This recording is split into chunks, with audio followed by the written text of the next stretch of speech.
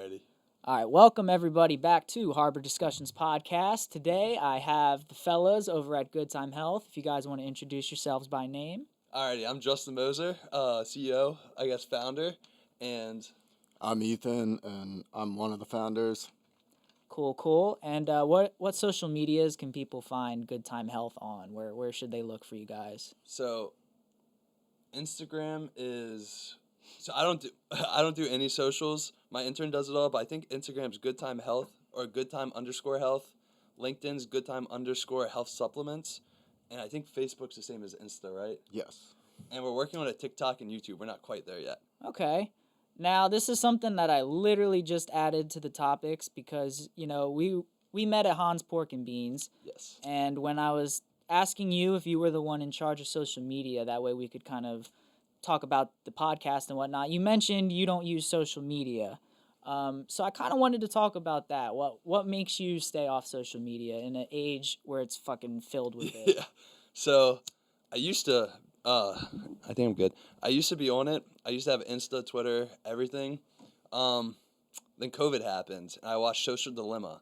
I don't know if you heard about that documentary, but it's pretty Yeah, I've heard wild. of it. What's it about exactly? So it's about how like big tech companies essentially are just harvesting our data, selling it to other companies, and there's like this whole algorithm to make it as like um, addicting as possible. Like they have the Oh yeah. number one scientists, like they want to take as much as your time as possible. They make money on your time. So it's like I'm definitely a habit building person. And I was Mm-hmm. spending way too much freaking time on it. So I deleted my Insta, deleted my Twitter, and then when TikTok came out, I was like, fuck, I can't do that. That's so I never even got on TikTok, never gave it a chance, but yeah, that's why I'm just not a fan of it. It's I kind feel of you. Me personally, I'm kind of the same way. I mean, I kind of grew up like I had a Facebook probably like way before I should have and shit Right. like that. But it's gotten so much worse pretty much since like TikTok came around Oh, because now absolutely. Instagram, Facebook, Twitter, they all have the Reels feature For sure. and it is about them wanting to keep you on the app. I was talking to my guys over at the Cigar Lounge about my podcast, and he was mentioning how like you can pay to have your shit shown in other people's feeds and stuff like that. And we were talking about how it's a good thing and a bad thing because for someone like me, the more I have people on Instagram for my page, the more my page gets promoted. So in a sense, like I want people to be interactive on my page, but at the same time we all get sucked into Instagram, dude. And it yeah. sucks because they don't let you turn off the feature. You can turn it off for like 30 days, Yeah. but it gets you all because it always starts with something you like. It'll show you the exact thing that you want to look at, and you click on that, and then it just starts playing automatically. Hell yeah. But I've tried to limit it myself lately. It's kind of hard with this because I have to network with people. I got to try to book shit. Oh, absolutely. And when people are messaging me, sometimes I take Instagram and all that shit off my phone, but then I go and check it on my iPad. I'm like, fuck, I had like 3 messages I was supposed to look at. Well, see, for you, that's not bad. Like that's to me, that's like responsible using it.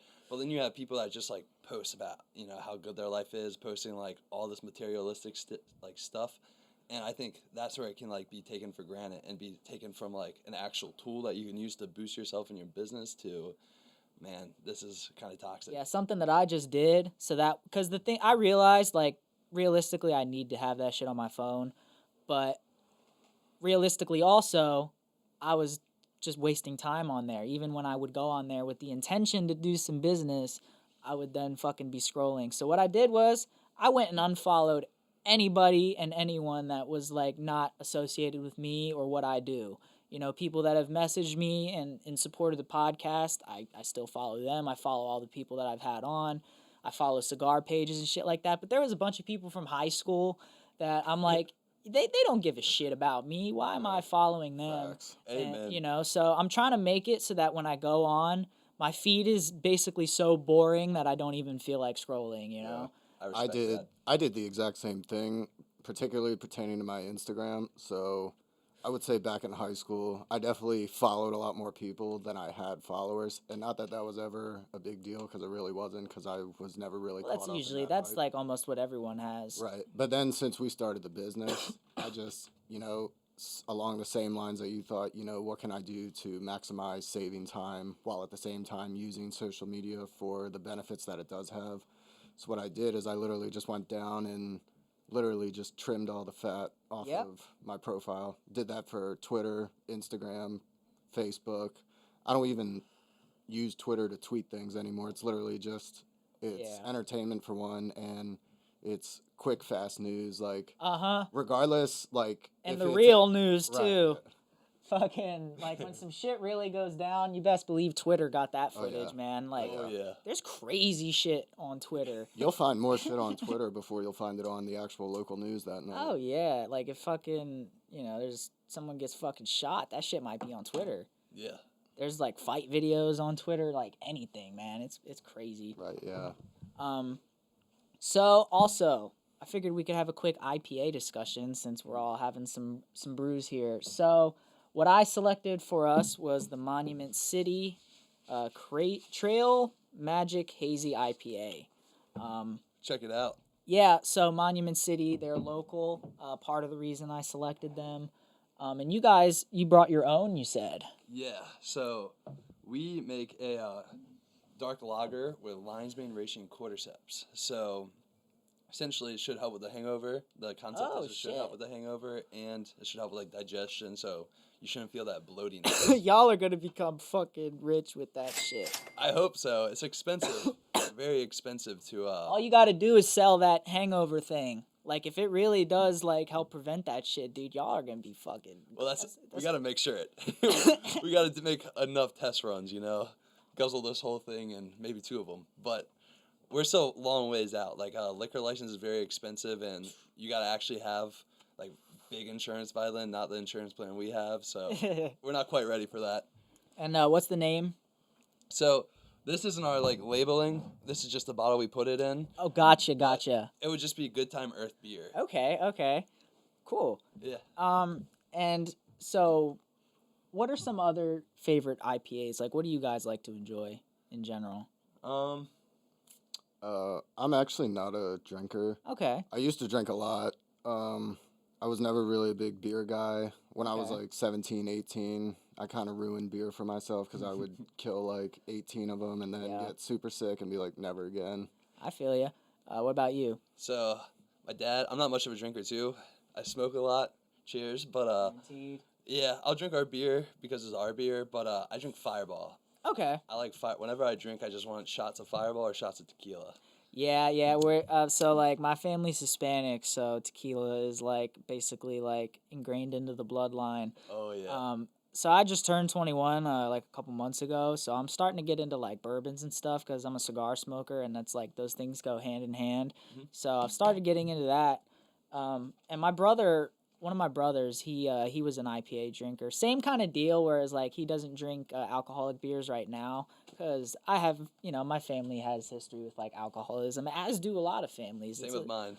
Yeah, I feel like that's like it's an issue that is overlooked, and like people almost like the way that people judge like weed and shit like that.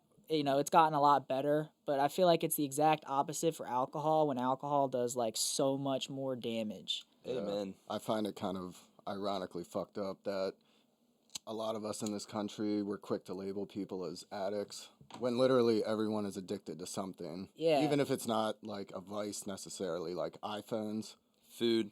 food, Mm-hmm. sugar. Yeah.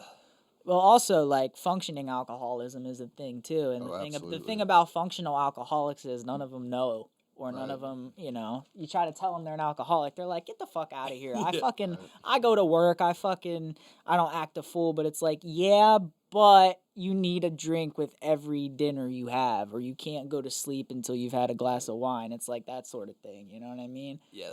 Not good. Or even like when I go to the lounge, there's a lot of bourbon drinkers and people that I see every time they're there drinking bourbon. You know what I mean? It's like they're not addicts in a sense where it's like they can be judged because they're highly functioning people. But at the same time, it's like if you drink every single day, that just means, you're a functioning addict. You know what I mean? Because I guarantee, if you're just having one glass a day, if you stop, you'll feel there's going to be something there. Yeah. You might just be a little irritated, but We were just talking about this today. It just came up. I honestly don't think I could smoke myself to death. I feel like I've tried. It never happened. But you can easily drink yourself to death. Oh, Easily. So Yeah. many times has it happened. And also on top of that, like, I don't know. I've never smoked and wanted to go like mess up somebody, but when you drink, that's like a common occurrence. I feel like, and it just makes people aggressive. yeah. So another thing that came up at the lounge, there's some legal gun owners there, guys that have like open carry permits and stuff like that. And apparently, in the state of Maryland, if you have a medical marijuana card, you can't get a permit to Yeah. carry. So I didn't know that until the other day, and I was like in shock as you just made the face. And what's crazy is I was telling the guys, I was like, that's fucking insane because anybody could go out if they have a gun license and buy a bottle of whiskey, Oh, for for example, sure. right? Now, let's say, you are fucking really pissed at your neighbor, like he just fucked your wife or something like that. I'm saying, like, you are pissed, you want to kill this guy. Like, you are seriously like, I could do it. Two scenarios. One scenario, he opens a bottle of fucking Buffalo Trace and fucking downs half of it. Yeah. He's gonna kill that guy. Yeah, he's fucking a motherfucker. Oh, he walks over, shoots the guy because he said, fuck it. However, if he were to sit down and smoke like 2 King Palms, he'd be like, He'd forget about it. yeah, he's like, it ain't worth me going to jail, man. I might as well just leave. He's gonna fucking. So that it's Opens his mind. yeah, it's like, and there's arguments to be made, I suppose, but it's like I don't see any scenario where someone's high on weed and then gets more angry. You know what I mean? Or even better, he takes mushrooms, like actual mushrooms, and then he sees that's like a blessing in disguise. Maybe they just weren't meant to be, and the real one's out there. Yeah, And- dude. But that's illegal too. Yeah, unfortunately, and we're going to talk about the legality of those in a little bit. But back to the IPAs, I just wanted to, obviously Monument City, 1623 Brewing Company is another local place. Second interview I did was with Ben O'Brien of Foggy May. I went and saw his band over there at 1623. It's a pretty cool spot. I don't know if you guys are familiar with it. Yeah, the owner of that's daughter, Cam, went to high school with us. So Nice, we've been there a nice. good amount. And then I have Heavy Seas as well. I believe they're based out of Baltimore and they do beers and stuff like that. I know them though because they did a cognac infused cigar with Castro Brothers cigars, and they sell them over at the shop on Westminster. That's cool. And also Covalent Spirits. Have you ever heard of them? No. So they just opened up on Main Street in Westminster. You know where that old white building is, the old garage? It's like historic building. It's near the bank. Which bank? The PNC on Main Street, that old big one. Here's the thing, I didn't even know it was a garage. Either way, you can look it up. It's a local distillery that just opened up. They do gins and vodkas and stuff like that. And I just bought a bottle of their Battle Bourbon. It's the first single barrel bourbon that they've done. So they're up and coming and whatnot. Nice. They have a nice upscale spot where you can go and get drinks and stuff like that for the people listening and whatnot. Plus, I like shouting out the local places. Can I make a shout out? Yeah, go ahead. So my buddy Shane, he does Alpha Hemp Solutions. Okay. You might have met them. I don't know, but he does lotion, CBD, bath bombs with CBD. I don't know. He has a lot of cool products, and his website's Alpha Hemp Solutions. I saw him on Instagram. I don't know if it was from looking at y'all's followers or whatnot, but Yeah. I did see them. He would probably be a cool one too. Absolutely, time later, yeah. but I'll reach out now. yeah. All right. So now we're into the official Good Time Health interview part. So how did you two meet? You want to start? Sure. Justin and I pretty much went to kindergarten together, went to elementary school together, went to middle and high school together. Didn't really hang out a lot. We hung out when we were 5 or 6 years old, but then life kind of drifts you apart. Yeah. No. This is what's funny, right? I had already kind of thought about asking this question and whatnot, and part of me imagined the scenario where you two were childhood friends. I want to say that's a beautiful thing. Thank you. Because not for thanks. real, man, because everybody has friends, they have their first best friend and shit, but the chance, a lot of friendships die over the years, especially yeah. through high school and stuff. Oh, I fucking hated this guy in high school. I was kind of a douchebag. He was, not gonna lie, but a few mushroom chips later, and life kind of handles you what you need, and Yeah, dude. you learn from it and grow.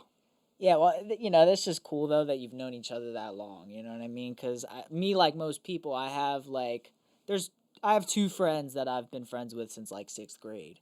So Yeah, nice. Yeah, but around that time, like freshman year, I also stopped being friends with the kid I was friends with since like fucking second grade or whatever, from like second grade to freshman year. So it just goes to show, like, you do lose friends along the way. So Yeah. it's great to That's have. just life, though. The real ones stay. Yeah, well, the thing is, like, the friend that I lost, like, in high school and whatnot, like, he had stolen from me and shit like that. So, and that shit you don't realize till later. So it's like you Right. said, that's life, and sometimes you gotta grow apart.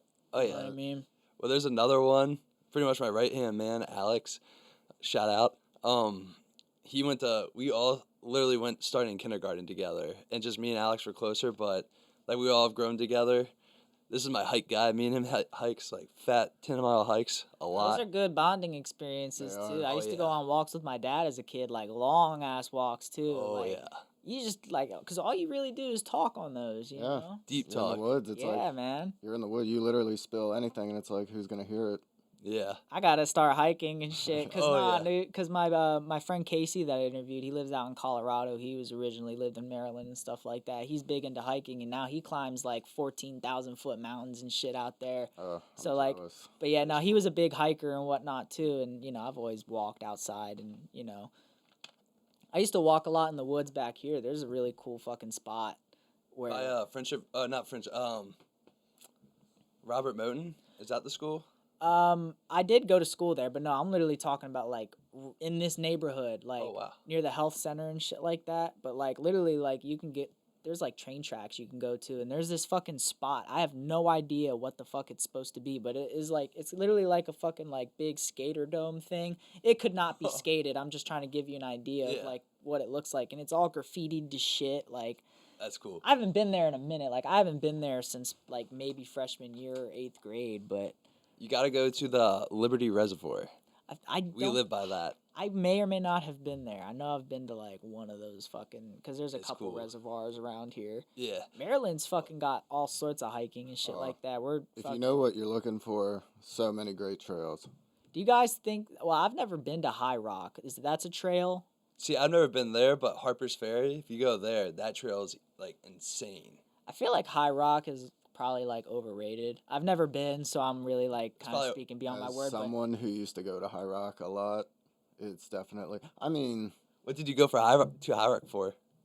you can do it for anything really. but But it's like a tourist spot. Almost. it is. Well, Yeah. it's the graffitied rock Mhm. that obviously catches a lot of attention. And Yeah. I mean, if you're a photographer, it's a very, very. A white aesthetic girl's been spot. taking pictures there for like 8 years. Amen. These phones came around. And then, but the overlook, if the weather's right, and when I say that, I mean like no clouds, little to no clouds at all, perfectly blue sky, nice and sunny. It's a great view. You can see for miles and miles on end. But if it's like a cloudy day, I mean, you can still see like maybe a mile or two out, but not to its full potential. I gotcha. There's a lot of places I haven't been. Like I've never been to Ocean City. You ever been know? to Ocean City? Yeah, and for like people that might not, I don't know. It's mostly Maryland listeners, but I guess in future tense, like if y'all don't know, Ocean City is like basically it's probably the biggest attraction in Maryland. Hell yeah. Secrets and Figures, the best bars you can go to. They're so much fun. Like, if I get the chance to drink, I want to drink in like Charleston or in Secrets. There's nothing like it. I got you there. And for people who are listening as well, senior week is where everyone goes down their senior year. I actually went to Colorado instead because that's where I was born. My family lives out there, like all my dad's family and stuff like that. But I know it's pretty expensive to get hotels and shit down there. So I don't know. For me, it's one of them things where I'm not like dying to go for whatever reason. You know what I mean? Yeah, I mean, the only reason I went was just because it's we just graduated high school, going to the beach with the friends. I feel like I'm going to go. Like I have to go as a Right. Marylander. Like I can't Oh, yeah. live without going to Ocean City at least once. You know what I mean? But at the same time, like there's plenty of places to go and spend your money, and you're gonna have a much I better was gonna say, experience. there's you a know lot what of I mean? beach in the world. Oh yeah. I used to go to like Chicknateague a lot as a kid. Oh yeah, That's really cool. that's Yeah. a nice beach. You ever been to like anywhere down south, like Florida or Charleston, Nope. Georgia? Nah, none of that. Shit. Or so you more go out west. Pretty much. I've only really like traveled like Colorado. I did go to Vegas last year, but that's Vegas. That's like That fucking shit is like its own fucking like that. I don't even know. That's not the United States. Whatever the fuck A that whole is. other world. Yeah, dude. It's like that shit feels like you're on another planet. All right, I'm cracking this. Hell yeah. By the way, this is fucking delicious. I'm not Thank you. like I used like you said like Yeah. I got a lot of drinking done in high school, you know, to the point like I did binge drinking in high school at parties and shit like that. So now I kind of like to chill. Smooth as shit. Thank you. Yeah, I mean that's like delicious as hell. Thank you. Yeah. Thank you. Like I said, since I really despise beer as I got older, I will not drink it, can't drink it. But Justin gave me a bottle, like a regular 12 ounce or whatever, how big a beer bottle is, of it, and I ended up drinking the whole thing, and I've like never done that. Yeah. Nah, I mean I good see stuff. why, definitely. Help yourself to more too. We can go through this whole thing tonight. Sounds good. So how and when did you first each kind of become interested in mycology? Alrighty, I gonna take this one. So we don't actually we buy all the coffee like we get the coffee whole source and then we get the mushrooms whole source and then we just combine it. We put Okay. our blends in it, and yeah, we're trying. I guess let me take it a different route real quick. We want to be like, as you said, in the future, we want to be like a countrywide company. So until we can like afford it, because it's very like expensive to in-house make coffee and extract mushrooms, until we can afford it, we just want to whole source everything, make sure we're getting the right stuff, already test it, like make sure the stuff we're getting is good, and then grow with different coffee companies like Zeke's, for instance, or like Hans, and grow with coffee companies, and then use like our brand awareness and marketing to like promote it, because I mean we're fun guys, We're, Oh, definitely. really I like I mushrooms. caught that vibe immediately, dude. And like you approached me about trying the coffee, I was like, "All right, this dude's cool." Okay. Yeah, I try, but so yeah, we're not like, I guess to answer that question, we don't grow our mushrooms, we don't do our coffee.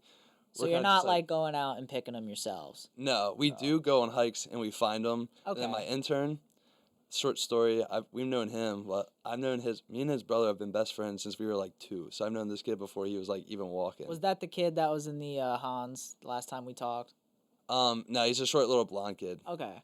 and it might have been, I don't know, but No, it wasn't. he cooks some of them. Like he'll do his best to cook them.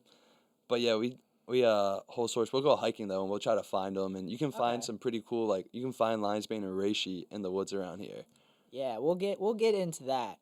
So again, so like talk back again how you got interested in mycology and whatnot. Okay, yeah. So what got us interested in doing Good Time though?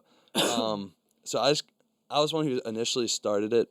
I started putting mud water in my coffee, Okay. and mud water. I'm not gonna lie, like it was for people trying to quit coffee, and there was a short stint. I had a job that I hated in New York, and I hated it. So I was trying to quit coffee. What kind of job was it? This was just a finance job. It Okay. sucked ass. And I don't even want to go into Trying to that. go that route in life, you know Yeah, what I mean? just there were some interesting people, but if that's what they want to do, like good for them. But I had just different plans, so I started drinking mud water, and I don't know, it just wasn't for me. I like coffee too much, so I started putting it in my coffee, and it was just mad expensive. So I was like, I can definitely find a way to do this at a much more like efficient way, and actually make it brewable. So like when you put mud water in it, it like all sludges down to the bottom. And it was like we got to get rid of that because that's just kind of gross. Oh yeah. So we do like our best, but that's kind of how Good Time came. Started making it. He was the first one to like start helping me out big time. We started hiking, talking, just working together on it. Grew it. He got us into our first grocery store, which is Eddie's. Shout out. Awesome little spot, and just start working on it. And then my dad ended up passing away like a while ago, 2 years ish, a year and a half. Rest in peace. Yeah, rip. That's what started getting me onto mushrooms though, because he did like chemo, radiation, surgery for his brain tumor, Okay. and like that shit's like toxic. And definitely, I mean, I guess for some people it's for it, but there's definitely, I think, a more better approach that isn't like a big pharma It's model. definitely been found, but the problem is there was no money in it. Amen, because it So- cures you, and there's no money in curing. Yeah. But I started researching, and Paul Stament's name kept coming up. like read a lot of his works, and he did Fantastic We're gonna Fungi. talk about him later. Hell yeah. But yeah, that's what got me into it. And then he jumped aboard. And then we got Alex, like I said, on board. He started doing tea, the beer. We have a guy named T-Moss that does the pre-workout, and we have Shrinko and that does the protein. He's gonna be making like a juice cleanse and like protein balls with the mushrooms, and we got a little group that just comes up with crazy ideas to throw mushrooms in. Nice. So, like, what kind of, well, have you received any kind of, like, formal education as far as mycology or mushrooms goes?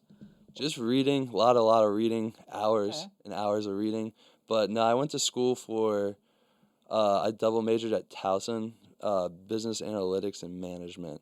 And Well, that'll come in handy. yeah, a little bit here and there. Well, if you're running a business, you know what I mean? Gotta know it. We had to learn how to run a small bicycle business out of Germany and America for one of my classes. Okay. And that was a really cool class that kind of taught me a lot. But yeah, I think, does that answer your question? I took it a lot of yeah. different ways.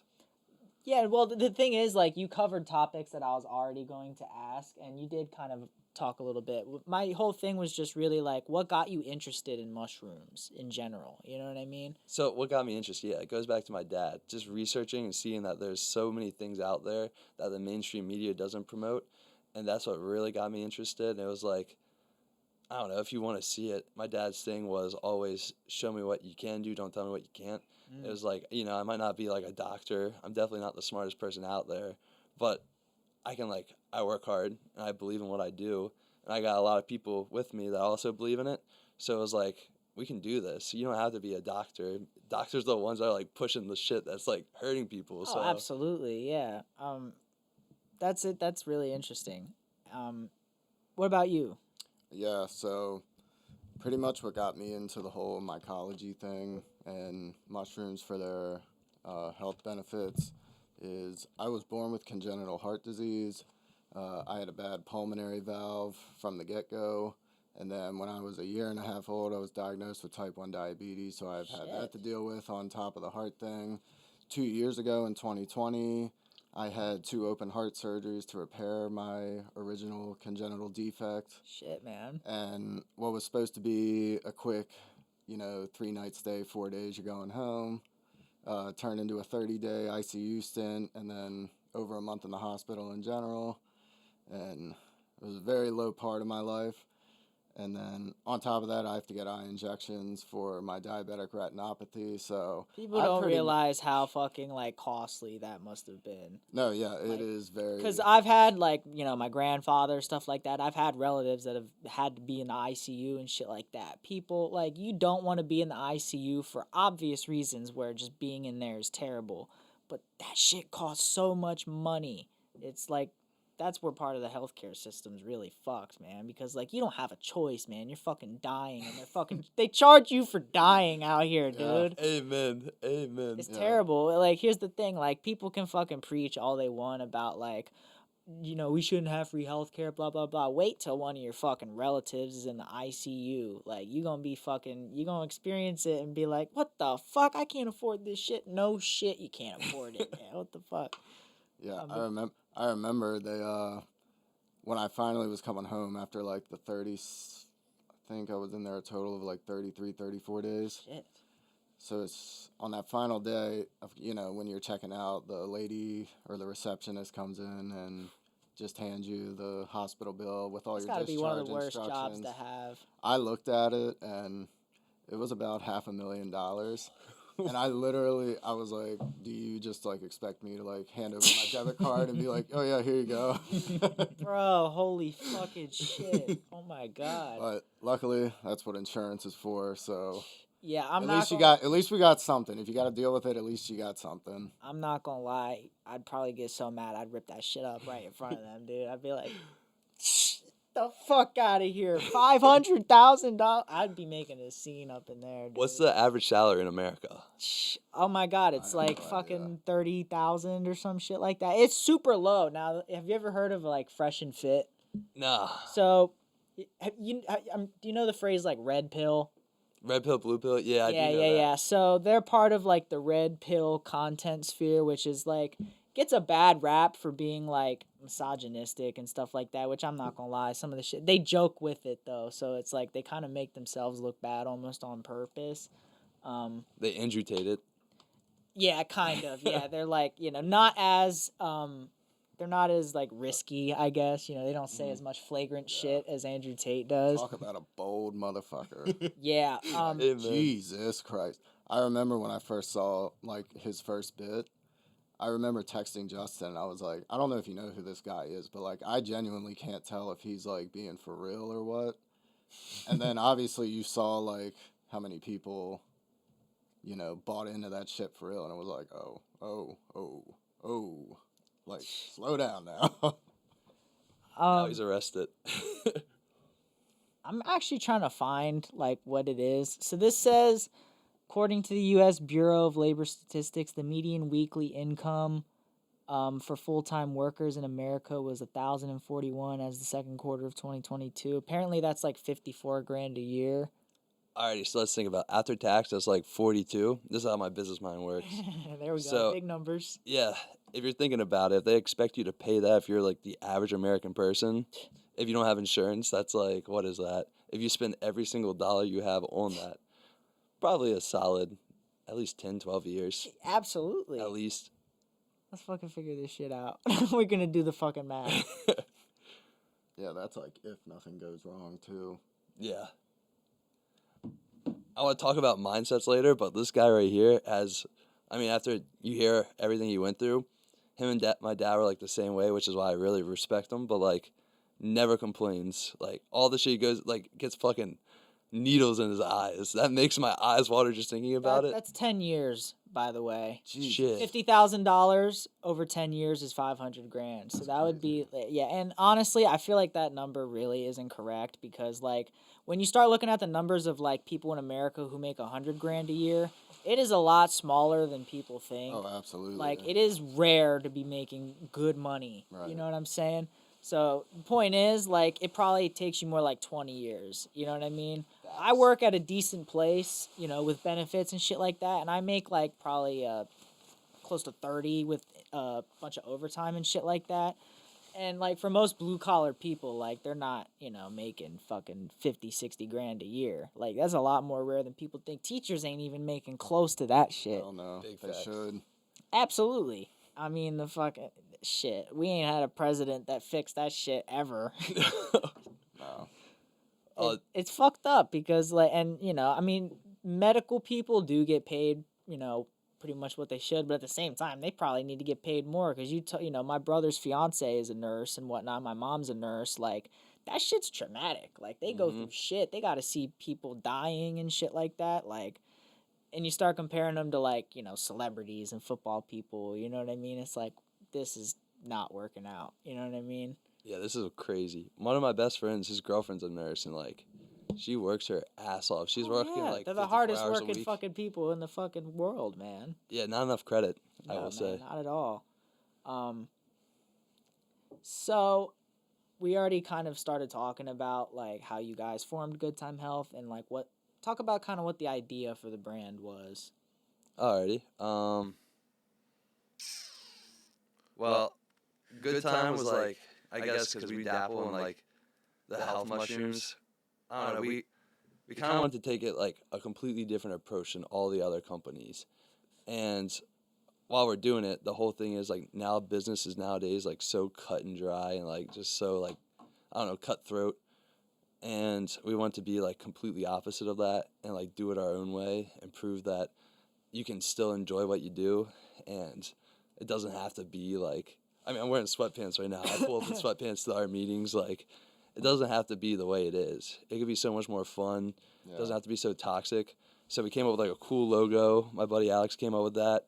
And we just promote like a good time. We pull up to wherever we go. We just try to bring like really good vibes, and there's not enough of that. I'll succeed. Thank you. I mean, I gotta say, like I said, when you approached me, I was like, yeah, why am I not? And Thank then, you. like I said, it immediately clicked in my head. I was like, oh, I can definitely do a podcast with these dudes. Yeah. To hear from like other vendors when we've been at like farmers markets, they come up to us and they'll be like, we love how energetic you guys are. Like you guys inspire some of us to like have more pep in our step and like Like that's one of those like things that you don't really expect to experience, Oh, but yeah. you experience, you're like, whoa, Yeah, That's that's cool. that's really cool. shout out to Sharm. I did my like second to last interview was with him. When he told me that like he listens to my podcast to like get through work and shit like that, I was like, oh dude, like you don't know how much that fucking means to me because I do the same shit. I listen to podcasts.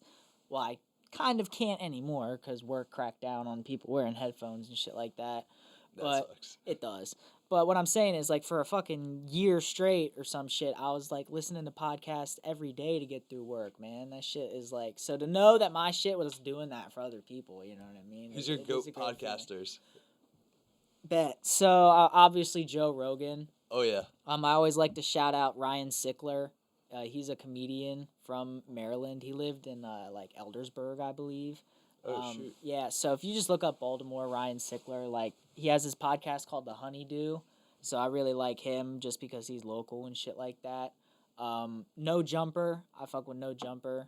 Is that Adam 22? Yes. Nice. Yeah, so, because, like, I got into all his rap interviews and stuff like that, and he's one of the main, people that I get inspired by. So probably, like, Joe Rogan and No Jumper are probably, like, best two. What about yours? I too very much enjoy Rogan. I think he's one of the best natural conversationalists Right. out Yeah, there. yeah. He's one of the few people that can literally have anyone from all walks of life, and no matter how bizarre or how far to the right, left, north, south, whatever they are, he will still find a way to find a common middle ground, and it'll just sound like a very natural, like two friends catching up. Yeah. So definitely Rogan. I really enjoy the diversity of his audience because, like I said, he will literally have anyone on. And y'all are helping me to do that for my podcast because that's what I was saying earlier. You know what I mean? I really am trying to like that, and that's the goal for this year is to get like a whole array of different guests. I'm like really thankful for the hardcore community in Maryland because they've really like they're like the backbone of this fucking platform. Honestly, you go on my Instagram and like it's majority is like hardcore kids and bands and shit like that, and also that's like basically like 9 out of fucking 10 interviews that I've done have been fucking that. But I'm trying to get to that level. So like I'm gonna try to interview more business owners. I have plans for that, and I'll announce them. As I can open you some networks, too. that much appreciated, and I'm trying to build this shit up. You know what I mean? yeah. And that's the thing. As I've gotten into this, I've realized like, yo, there's a lot of cool shit going on in Maryland. Like, shit's coming up for real, especially Carroll County. Like, people So that live much in Carroll talent. County know how fucking boring and dead it is. Like, I'm telling you, there's some cool shit. Like, you gotta be of age to go to some of these places. You know what I mean? But like, shit's cool. Like I said, Covalent Spirits. Like the fact that we got a fucking distiller opened up on Main Street and shit like that. That shit's dope. Well, we got government like defense contractors here now, which is straight bread. So Oh, that means shit. there's some money around here. So it's gonna be an up and coming area. There's Oh, a yeah. lot of money around here. I believe it. Yeah, I mean, even if you go like down Main Street into some of the businesses, it's starting to like have a different vibe to it. You know what I mean? It's definitely like, I guess you could say like almost gentrified, but it really isn't that. You know what I mean? Kinda though. It's getting there. It's Not get- yet. yeah. It's getting there though. I feel like that would be dramatic. You know what I mean? Because like, What about like rock salt though? Like rock salt Johansson's, those places are mad expensive. yeah, Raphael's, if you go in Yeah. there, like since they changed, I guess, managers or whatever, fucking the vibe in there is definitely different. Like, especially like you go to their Instagram. I went to their Instagram. I was like, oh, this is a whole new fucking establishment. Mm-hmm. That it's like the oyster place. You know what I mean? It's definitely starting to be a new vibe, but I fuck with it. You know what I mean? And I'm here to fucking try to get the history down of it. Yeah. Yeah, gotta support your community. Yeah, exactly. Oh yeah. And There's so much talent in Carroll County too. Like, that's what I'm saying. and it's like you said, it's like you almost kind of have to go looking for it to like. But once you see it, you see like the abundance of it. Like not only just like entrepreneurs in general and fellow small businesses, but like artists, painters, tattoo artists, photographers, musicians. Yeah, like I want to get my tattoo artist on because Oh, nice. he's mad interesting. Shout out to Bullet Ink in Mount Airy. But yeah, I mean, I'm trying to diverge. So what made you? Well, you already talked about how you decided to do the coffee blends. It was because you wanted to Actually- get rid of coffee. I can keep going with that. Yeah, keep going with So I had that job, and my boss definitely. I'm not gonna talk about where I don't know. I don't want to like any. You Bad don't have to bridges. name any names, but definitely, you know. Yeah, this guy was rude, and he made me think that like I don't know. Was a point like he kind of told me that I wasn't gonna be doing nothing with my life, and it was just like, alrighty, well, bet. Let's see who's That's right. what I was about to say. Like, it's on, motherfucker. Yeah, Guaranteed. You just made so- now I got that villain story or whatever. Oh yeah, so that got me fired up, and there's a bunch of different businesses I wanted to start, and it was like you can't do everything at once. So it was like find the best one. So the head company is Innovation Enterprises, and there's a patent there, and it's a like a golf bag that instead of like being sideways because it's below your center of gravity, it like a lot of back or golfers get lower back pain. This sits the bag straight up, so it's like a hiking bag for golf. And that was mad expensive. So it was like, all right, well, this is a cool idea, but we need a faster turnover of income. So we started to think, and this is when me and him were hiking, and we talk about it, just come up with ideas. And then Good Time came up. And it was like, it wasn't Good Time at first. It was mushroom coffee, mushroom tea, mushroom beer, mushroom pre-workout. Like, the idea was there. We started coming up with recipes, and he brought it to his work. I remember it literally like it was yesterday. It was a 4-serving bag of our coffee and mushrooms, like not even, no label, no name for the company, and someone paid $20 for it at his work, and we were just like, he was like, dude, this is some good shit, like let's run it, and I was like, all right, bet. So we got the logo, came up with a full recipe that would be able to be like mass produced, got bags, now I got better bags, but started tea, and it just was like one thing then the other, got more people on board, and like the crazy part is like places nowadays can't get workers for whatever reason. They're paying them extra money, like extra benefits. People still don't want to work. And like the coolest part is like I'm not making any money. I got a side gig. My partner has a side gig. Like all these people have full-time jobs, and yet we're still putting like hours in a week growing this, and not getting paid. Like it's just off pure belief in that like one day this is gonna be fucking ginormous. And That's another reason why like I have people like you on, because it's the same vibe with this podcast. You know what I mean? I gotta invest in all this equipment. I gotta invest time in researching and shit like that. But it's like all for the fucking goal, like you Yeah. said. Like, and you really like gotta, you know. I'm sure like y'all picture this shit like almost every day. You know what I mean? Like every day, even when I sleep, like I'm upset. It's literally like shit's ingrained in your subconscious, and like it's Amen. probably because of mushrooms, and we'll talk about that later. But like for sure, like you gotta have that vibe about whatever it is you want to do. oh yeah, Like it almost has to be to the point where like your fucking brain doesn't see it any other way. Like Hell yeah. you're gonna make it. Like you're gonna have to. you listen to J. Cole?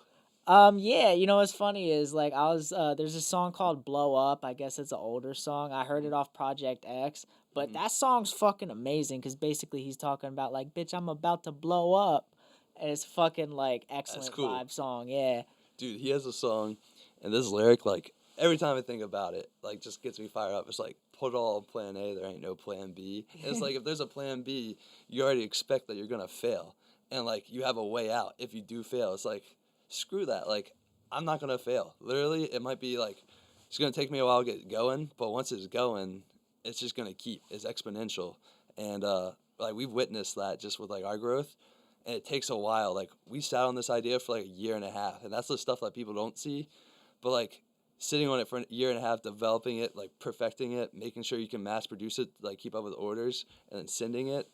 There's nothing like it, and then you know everything. You can grow it, and it's almost like my reward is like seeing people enjoy it. I don't even care about the money anymore. Like I know the money's gonna come. Right now it's just like people love it, and like people are actually like it's growing, and it went from literally like this guy right here being the only one to believe in it and like spend his time to having like now countless people spend their time and do it, and like business owners, other people like fully believe it, like they excited. We got like it's just crazy.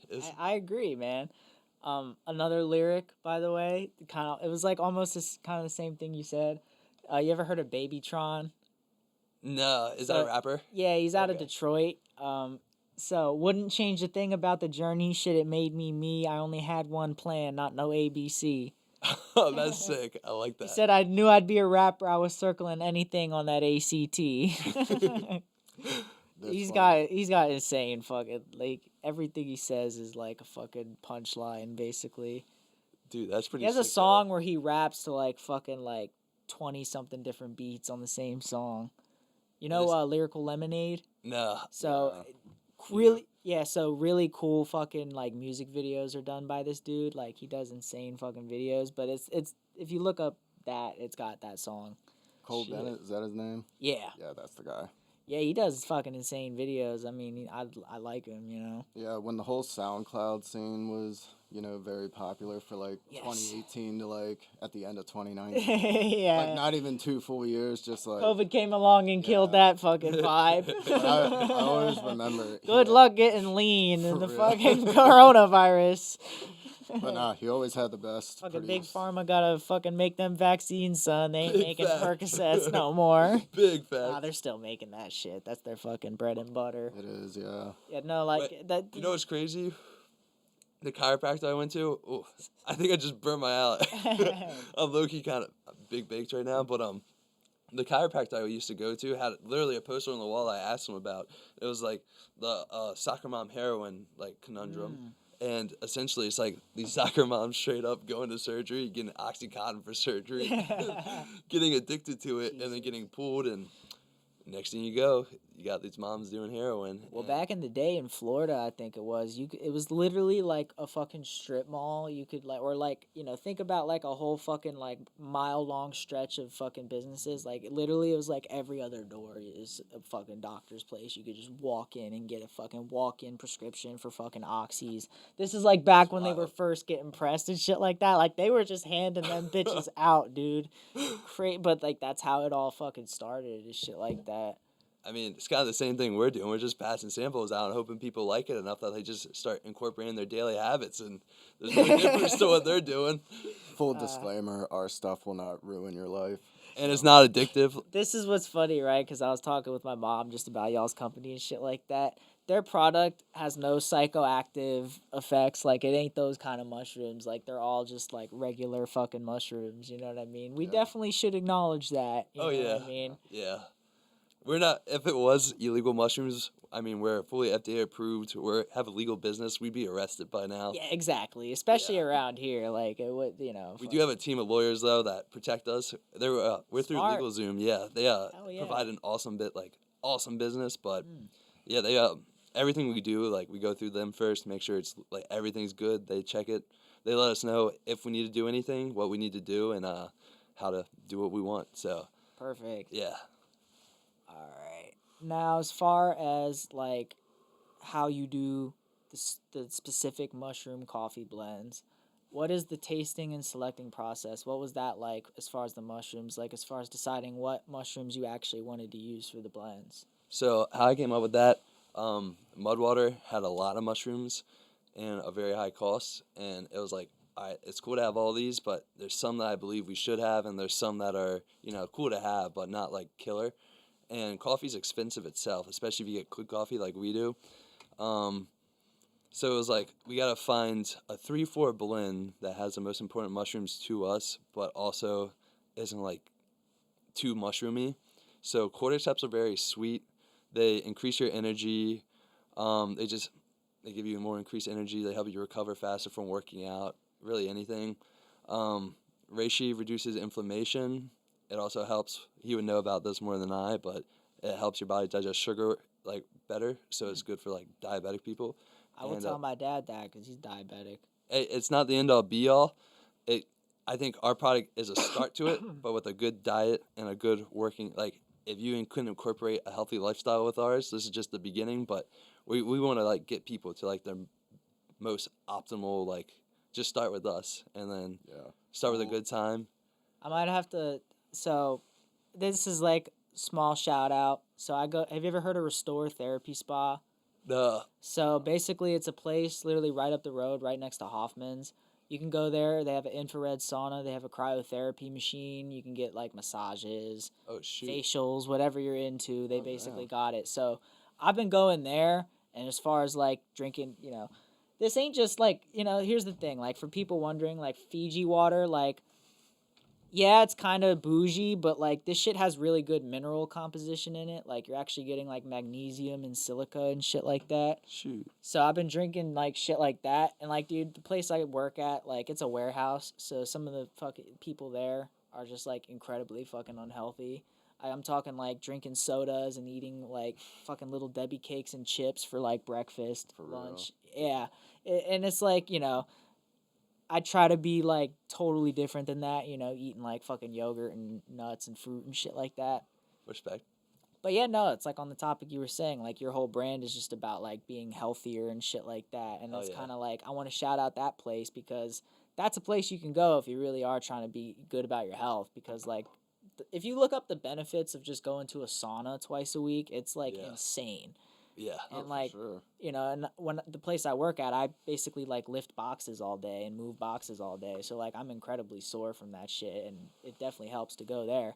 But I feel like they would definitely like be interested in maybe like, cause they have coffee bar and shit like that. Oh, they have for a the people. coffee bar. Yeah, for the people, it's like they got a K cup dispenser and shit like that. But I'm saying like, Damn. After this, can you text me like the name of it? yeah, dude. But like, Word. just what you were saying just then, I feel like they would totally fucking get down with that. Hell You know yeah. what I mean? Because like that's the whole vibe of their place too. And I'm in talks with them, and I'm trying to get the lady that runs that place to come on this podcast.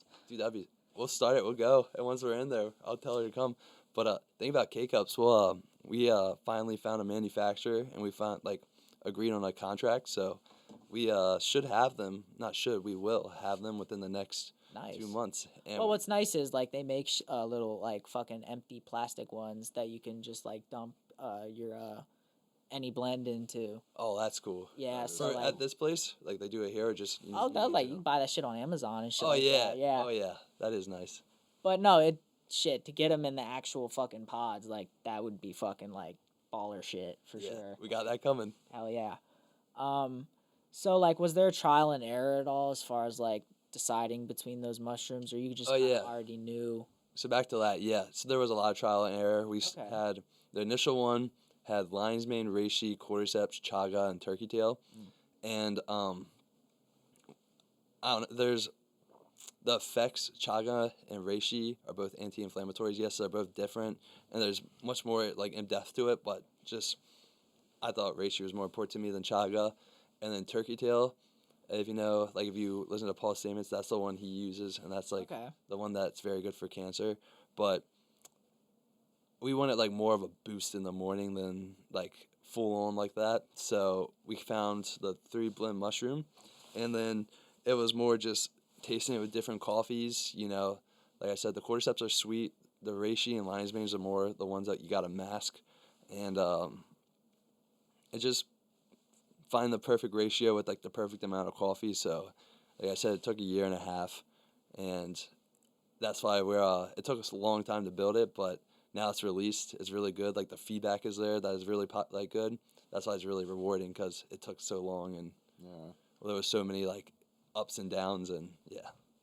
Was it hard to decide between like the coffee blends too?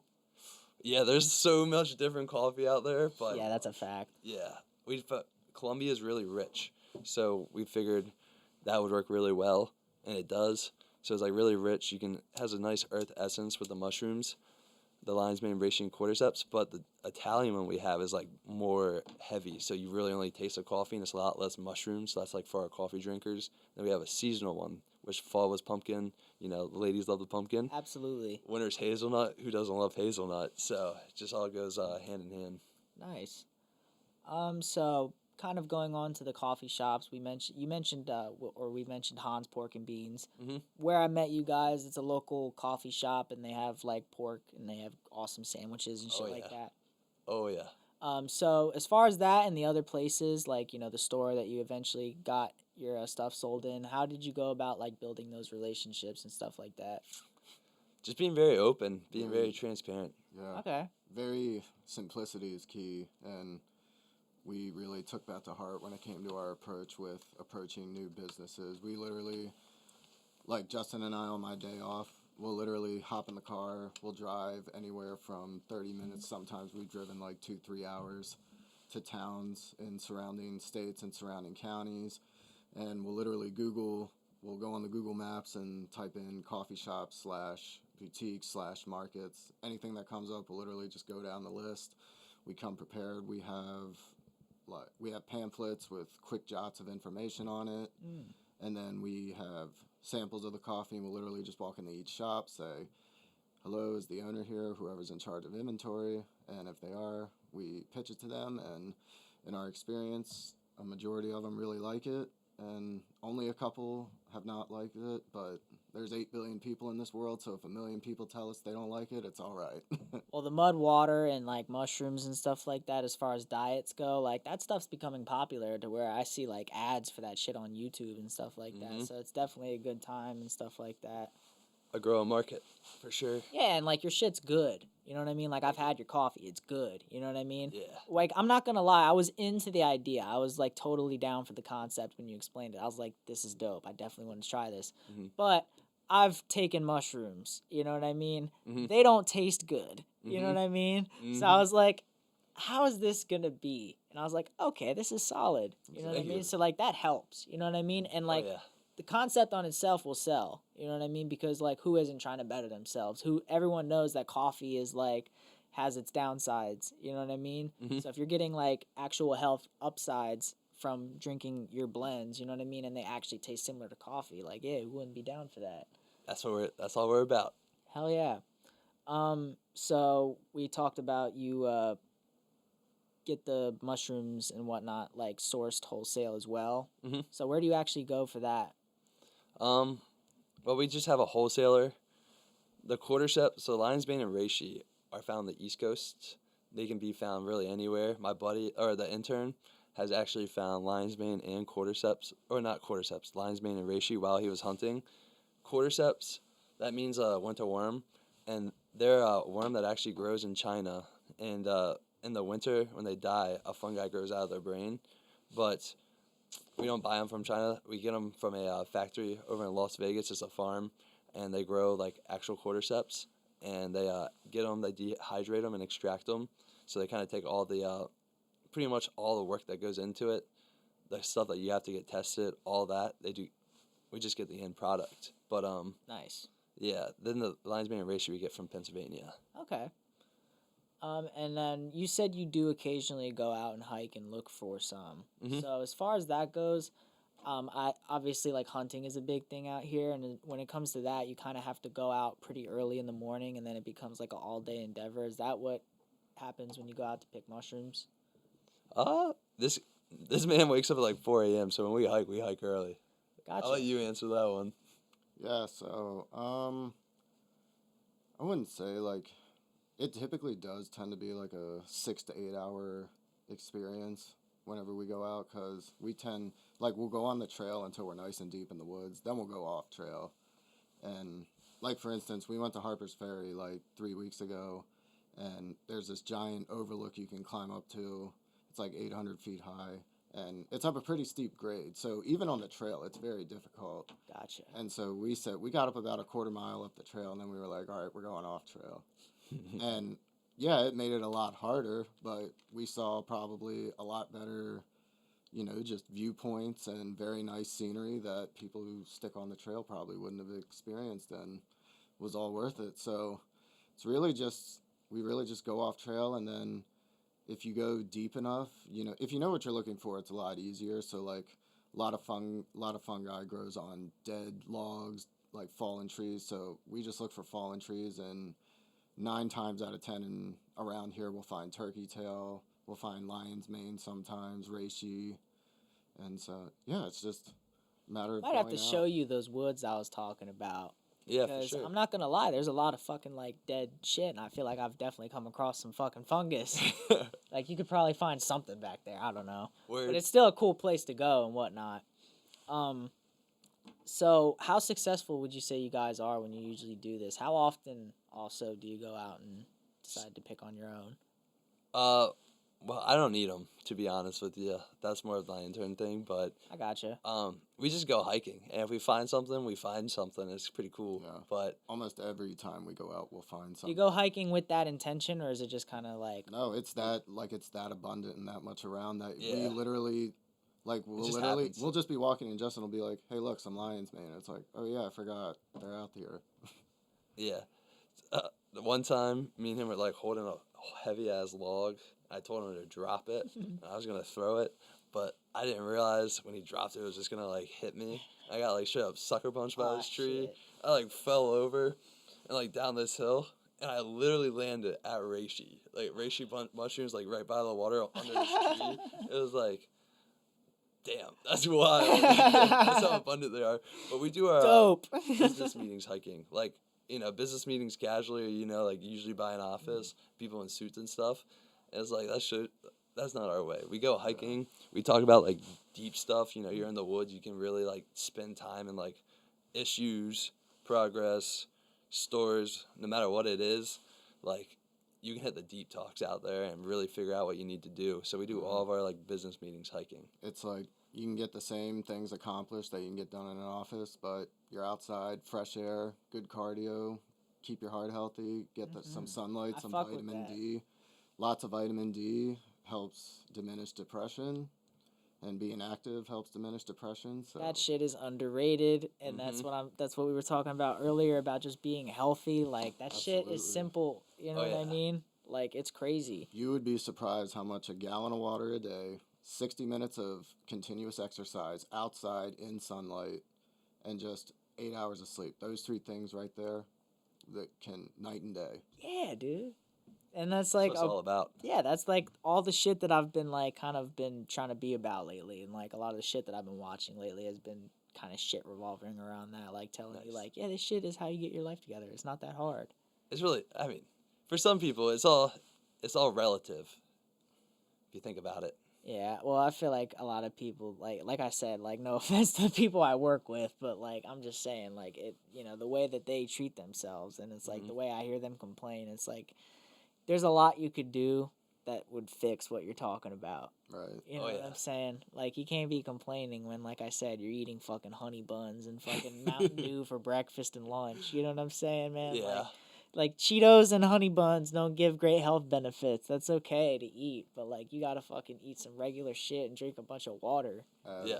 Wiz Khalifa said, I don't know if you know Wiz Khalifa. Oh, yeah. Well, I know you know. who Everybody he knows is, Wiz Khalifa. but he's really like, he's really tuned into like his physical health. Oh, and, like, dude, that guy being- got shredded. Yeah, Mhm. he became like obsessed with MMA, and so I remember I seen one quote he said where it was, "You are what you eat, so if you eat junk, no wonder you feel like shit." Exactly. That's what I'm saying. And it's like once you start being about that, your mind almost gets tricked to where you eat that shit and you're like, oh, I don't want to even eat that. You realize how good you feel, and you don't want to go back. Exactly. Dude, you know what's crazy? I'm hitting a big bulk right now, and actually, he told me I wouldn't be able to do it, and I'm wanted to get to 210. I'm saying at 192. It's a struggle, but I like start eating like definitely really loosen my diet up a lot. It's crazy how much different I feel, like tired just from changing my diet up. Once it's come back to like cutting season, clean it up. But it's very true, and you're like, it's very, very true. Yeah, that shit is important. You know what I mean? And like the sooner you do it, the better. Because like a lot, I work with a lot of people that it wouldn't be too late to change your mind or to change your life around and stuff like that.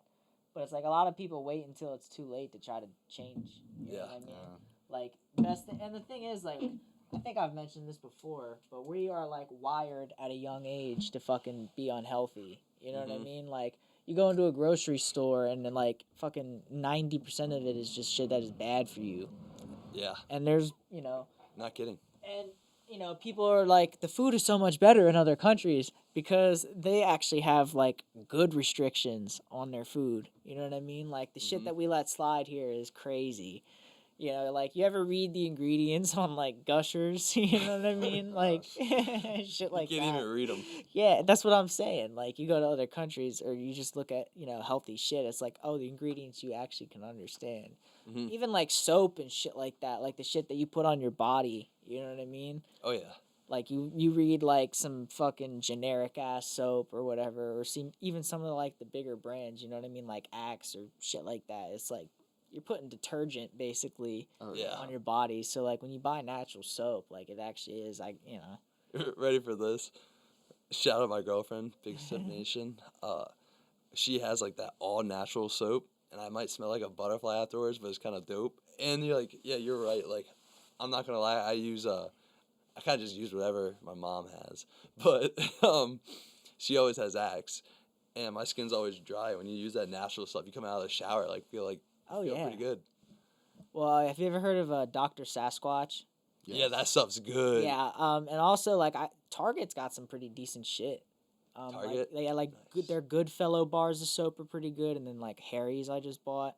You know. It's like all natural. Yeah, like Target's actually got a good selection of like products and shit like that. And you know, a lot of it actually is like, you know, the like one of them even says like these are ingredients you can understand. You know what I mean? And it's like I'm about that. You know what I mean? And that shit actually, like you said, it is much better. A lot of these soaps you buy, they fucking just dry your skin up and shit like that. Yeah, Nothing worse pretty than getting bad. out of the shower fucking like shit. it makes you itchy too sometimes. Yeah, guaranteed. So as far as when you go out and you're picking and stuff like that, would you say like are field guides and books, are they good references for picking? Like how exactly, you know, would someone gain that knowledge? So actually, so yes, they are, but with it being 2022, 2023, everything can be done on a cell phone. There's these really cool like foraging apps where you can literally take a picture of what you find and you post it on this app, and there's so many active people on it that within 5 to 10 seconds, boom, you got a reply and someone's like, oh, that's Chicken of the Woods. Gotcha. And so it's just really cool to be able to like use technology like that, to just be able to have it at your disposal like that. Yeah, back then people were just like See what happens. Died like a motherfucker. Like probably threw up fucking blood and shit like that. And then their buddy would write down, okay, so we're not going to eat that one anymore. Yeah. Imagine being one of like the first like primates, like they didn't know what mushrooms were. Like Fuck firstly, no, how do they you were- explain it to other people if you don't have words, but just eating it and be like, what the? That would be wild. My King Palm's been lighting like shit. It goes out after like one fucking puff. Oh, dude, by the way, thank you for the King Palm. That was Oh, yeah, absolutely. nicely. Yeah, thank you. Yeah, of course. Yeah, that's what's funny though. Like like the monkeys almost had like fucking animal senses or something, where it's like, I think I can eat this, and then they eat it, and then. So I guess I'll bring this up now. Like I'm sure you've heard of the stoned ape theory. Oh, yeah. So I'll explain it like briefly for people who don't know what that is. So, if you know the theory of evolution that we evolved from primates, there's a theory from it was Terence McKenna, right? I don't know. I believe it was Terence McKenna, where basically primates, like we were talking about, just kind of stumbled upon mushrooms, and taking like mushrooms with psilocybin and stuff like that, it can like rewire your brain and shit like that. So people were saying that, or Terence McKenna was saying how the primates found mushrooms, and then that's kind of how they evolved to the point of like speech and like, you know, learning how to fucking make tools and shit like that. Mhm. What are your opinions on that? You think that's got any kind of leverage at all? I mean, I'm not like, you know. I think anything could be true, to be honest with you. I don't question anything, at least I think has at least a little basis of like truth. It just depends how much of it. But I do think they definitely like helped us. They literally turn your brain on. Like, that's what Paul Stamets was saying. Oh yeah. And yeah, no, if you like effectively use them, I think that's a big key. Not using them as like a party drug, but if you can effectively use them, you can like grow a lot. So yeah, I do think that's kind of true. I mean, even if you look at it logically, like common sense tells me that back then, early man, like primates, the Homo sapiens, you know, they were, you know, every day was about survival mode. So they had to use literally everything at their disposal around them. And I guarantee you there was some psilocybin naturally growing, and I'm sure they've eaten mushrooms before and nothing may have happened, but they picked them, said, you know what, we're going to eat them. I bet you they ate them, and I'm sure a lot of realizations came to them that You know, the thing is too, like they They look didn't at have those that kids. concept back then of being high. They didn't No. know that like they were high. Yeah. You know, they didn't know like, oh, this is supposed to be fun. Like they didn't I even can have just, they you know, didn't even have concept of what Right. conscience was. they couldn't watch The Wizard of Oz. You know what I mean? Yeah. No, that's facts. Dude. That's kind of crazy though to think about. Like what kind of different effect that would have if you had zero concept of getting intoxicated off of mushrooms. Like what that fucking shit would just do. You'd start like putting all sorts of shit together. Oh, dude. 100%. Think about how much more advanced we are now, and think about your first time doing them, and like the shit you probably like. We are conceived We're, and- you know what, we're gonna get one more question in as far as Wait, like before we do that question, can I run to the restroom yeah, of course. upstairs? Yes. All right, bet. If you need to ask where it is, you know, she'll tell you. Oh, I think I remember. Okay, cool. Thank you. Yeah. My water. Perhaps you could answer this question because it is Absolutely. quite simple. And we may have covered it a little bit. What are the best mushrooms just to have in your diet? So I'll admit right off the bat, I'm not a huge expert on mushrooms. I usually just pertain to the ones that we use because the health benefits speak to me personally. Right.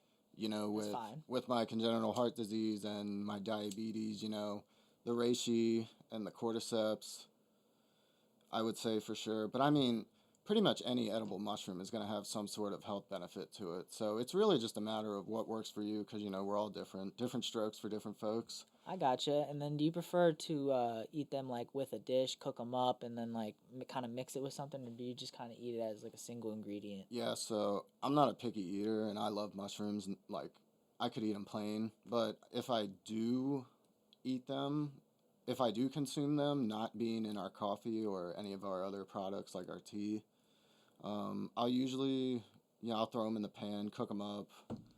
I like throwing them in the wok pan. That's always good. Get some Yeah. oil in there, get them nice and crispy, make a stir fry with them, and yeah, it's just a 2-for-1. They taste great when they're added with something, and Yeah, with steaks is usually what I oh, eat for sure. mushrooms Like with, you said yeah. earlier, mushrooms like by themselves, like if you eat them just straight raw, Fucking dog shit. Those I'm talking about psilocybin mushrooms for the people listening. I've never really eaten, I've never gone out and eaten lion's mane on Right. its own, but I'm sure it's all kind of similar. right? I mean, yeah. The bottom line is mushrooms grow in shit. Yeah, So they're gonna exactly. taste like or shit. dead shit. You know Yeah. what I mean? It's either a carcass or fucking, dead piece of wood. You know what I mean? Absolutely, yeah.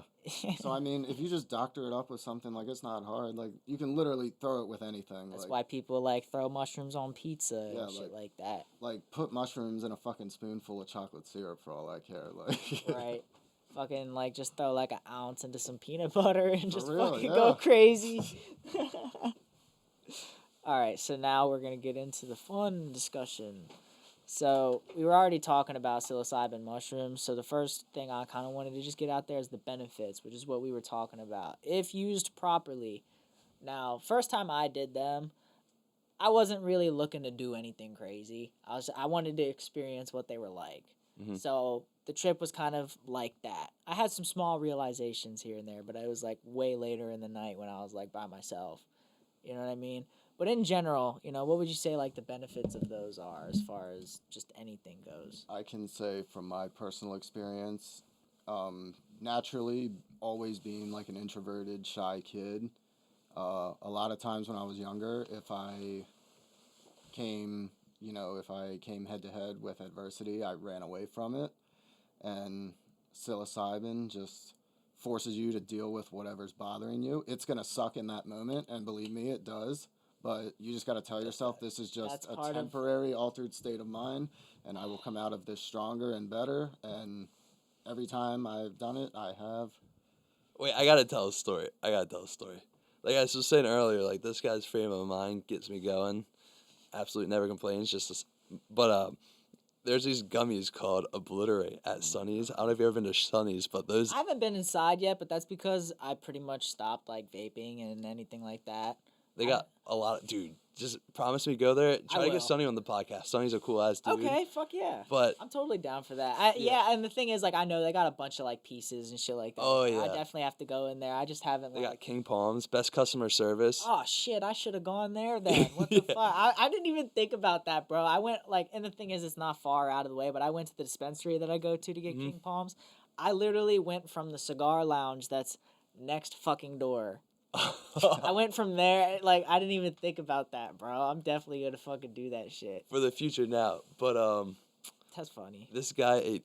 They were like eat one of them, and like there's some like big time smokers that work there, and they're like one of these will make one of our people late to work the next day. And I went, this is a guy eat 6. And then we went to all you could eat soup and salad at Olive Garden. And Rip. absolute stud though. Like I ate one, I was like, shit. Yeah. Are these This some guy- like off the market shits? No, this is like sold through Sunny, so I think Oh, it's like shit, completely okay. legal. Yeah, they Are they like the Delta 8s? It's Delta 6, Delta 8. Gotcha. everything Delta 9, Delta 10. See, that's the whole thing. Like states that are selling that shit, why the fuck aren't you just selling pot at that point? Amen. Amen. Like you're gonna sell some shit that's like slightly less intoxicating, even though you just got to take a bunch of it. Yeah. You know what I mean? They sell a bunch of Amen. shit that if you just take a bunch of it, you know what I mean, it'll get you fucked up. yeah. You know what I mean? But yeah, dude, if I ate 6, dude, I would have been in a whole another realm. Like I would have been like losing my. I was. No, Joey Diaz. Yeah, I that love guy's Joey crazy. Yeah, that's what I'm saying. That was some Joey Diaz shit, probably. Yeah, that guy, he can like pound edibles, right? Yeah. Some people are just built different. Yeah, we were Right. just sitting there, and Justin's just like fucking geeking at everything, and I'm like, you're looking like a high school kid right now. Like, control your shit, man. Mm-hmm. Fucking, cause I have my card and I kind of got into edible. I ate them recreationally kind of beforehand, but when I got my card, I started kind of getting them regularly, and like they worked pretty effectively. I wasn't getting like fucked up off of them, but at some point, if you're taking them a lot, it's just like, you know, it's kind of like smoking weed. Like after a while, you just build a tolerance. Amen. You know Yeah. what I mean? And like for me, like building a tolerance on edibles isn't that effective because you have the wait time as well. So you're waiting 40 minutes to not get as high. You know what I mean? As you did the week before. You eat enough though, dude. You would be you can get dude. See, I feel like with edibles compared to marijuana smoking, like smoking is very controlled, whereas edibles, like if you eat too much, there's no going back. Yeah, 45 minutes right. later, you're like, or you're one of those people. They're like, you eat them, and then 30 minutes later, like, man, I feel fine. This shit's fake. I have yet to really go deep, like eat like 1,000 milligrams, but that's because like the edible prices around here are fucking pretty steep. Yeah, that's true. It's like to pay for 1,000 milligrams to eat all of that shit. Like I'm not gonna lie, that shit might be like $100 or some shit like that. I'm pretty sure that's what it is because I'm pretty sure if you buy like 100 milligram capsules and 10 of them, it's like $90 or something like that. Yeah. Damn. So at that point, it kind of sounds like a waste of money. Yeah, Yeah. and that's what I'm saying. You're gonna get so fucked up that you're gonna be like, dude, after $100 to feel like this. yeah. While we're talking about this again, we do have no trippy effects. We only have legal health issues in our stuff. Absolutely. But I love talking about weed and like psilocybin because they are. Oh yeah, I mean, You learn a lot about people from that stuff. absolutely. Let's scroll back down here. I feel like there's misconceptions also about it. You know, Yeah. what do you think? Oh, for sure. I mean, I guarantee you there's people that look at, like, guarantee you they look at the three of us, 3 entrepreneurs doing our own thing, carving our own path, taking risks Oh, rather yeah. than just, going with the grain of everything. And, instead of admiring the courage and the extra responsibility and extra work that is necessary to make something like this work, and, they still look at you like, oh, you're just a druggie, like, And the fact that also like people clearly come out better Oh, from for those sure. experiences, For and yet sure. they still have the nerve to be like, "Oh, it's bad." for Like, sure. Think about this.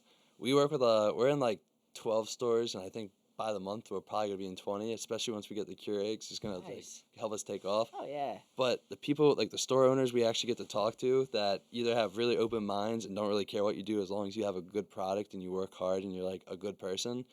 And then you have the ones that actually do it themselves. A lot of people smoke weed and they say it's because of the stress of the business, which is like it's stressful, but it's a good stress.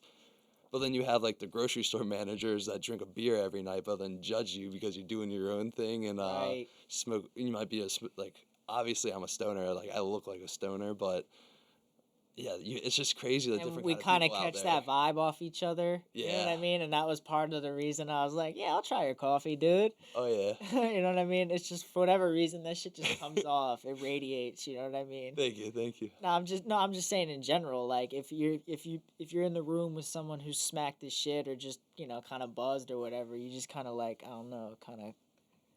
You look at each There is other, an you're like, energy, yeah. okay, you know. So I guess now we can kind of get into psychedelic experiences as far as mushrooms go, Mhm. and how they can be therapeutic and life-changing events. So if you two want to start, I can start. I got the next one. You already talked about how, like, you know, it kind of made you more social. It did, yeah. It definitely did make me more social. Not so much in the fact that it made me extroverted, but it just, like, something deep inside my mind just told me, like, hey, this is fellow man, fellow human being. We're all one. Each other's all we got, you know. It does not hurt to go up and introduce yourself. And something just clicked. So, I mean, I'm still pretty reserved now, but I definitely don't have nearly as much trouble or anxiety going up Right. to someone new and being like, oh, hey, what's up? I'm Ethan. What's your name? What are you about? That's what's funny is the first time I ever took them, like I said, it was really just at the time my friends actually had some, and you know, it's something I've kind of always been interested in. You know what I mean? And I did them, and we went to. I think they went to go get cigarettes or something like that. And I was in the car, and there were some other people like at the same place or whatnot, and they like were out talking to him and whatnot. Like it was like me and I think one of my friend's girlfriends in the car or whatnot. I had no idea who they were. And, like, I wasn't really tripping at the time, but I had just taken them, and so, like, a little bit of a buzz going and whatnot. But what's funny is I sat in the car for a second, and then I was like, go get out and, like, introduce yourself. You know what I mean? Yeah. I was like, just go do it. You know what I mean? And then I did, simple as fuck. Honestly, one of the best things to do while tripping, go to a metal show or a hardcore show. The community That's itself. wild. Here's the thing, right? Metal concert, like at a stadium with seats, I feel like pretty good time all around, right? As long as you're not a person that fucking folds under pressure. I've never been to one, Nah, so I can't say. No seat venue. But that's what I'm saying. guy's like, a mosher. you go see Straight fucking floor. Kubla Khan on mushrooms in a fucking floor show. You're gonna fucking. You just done it.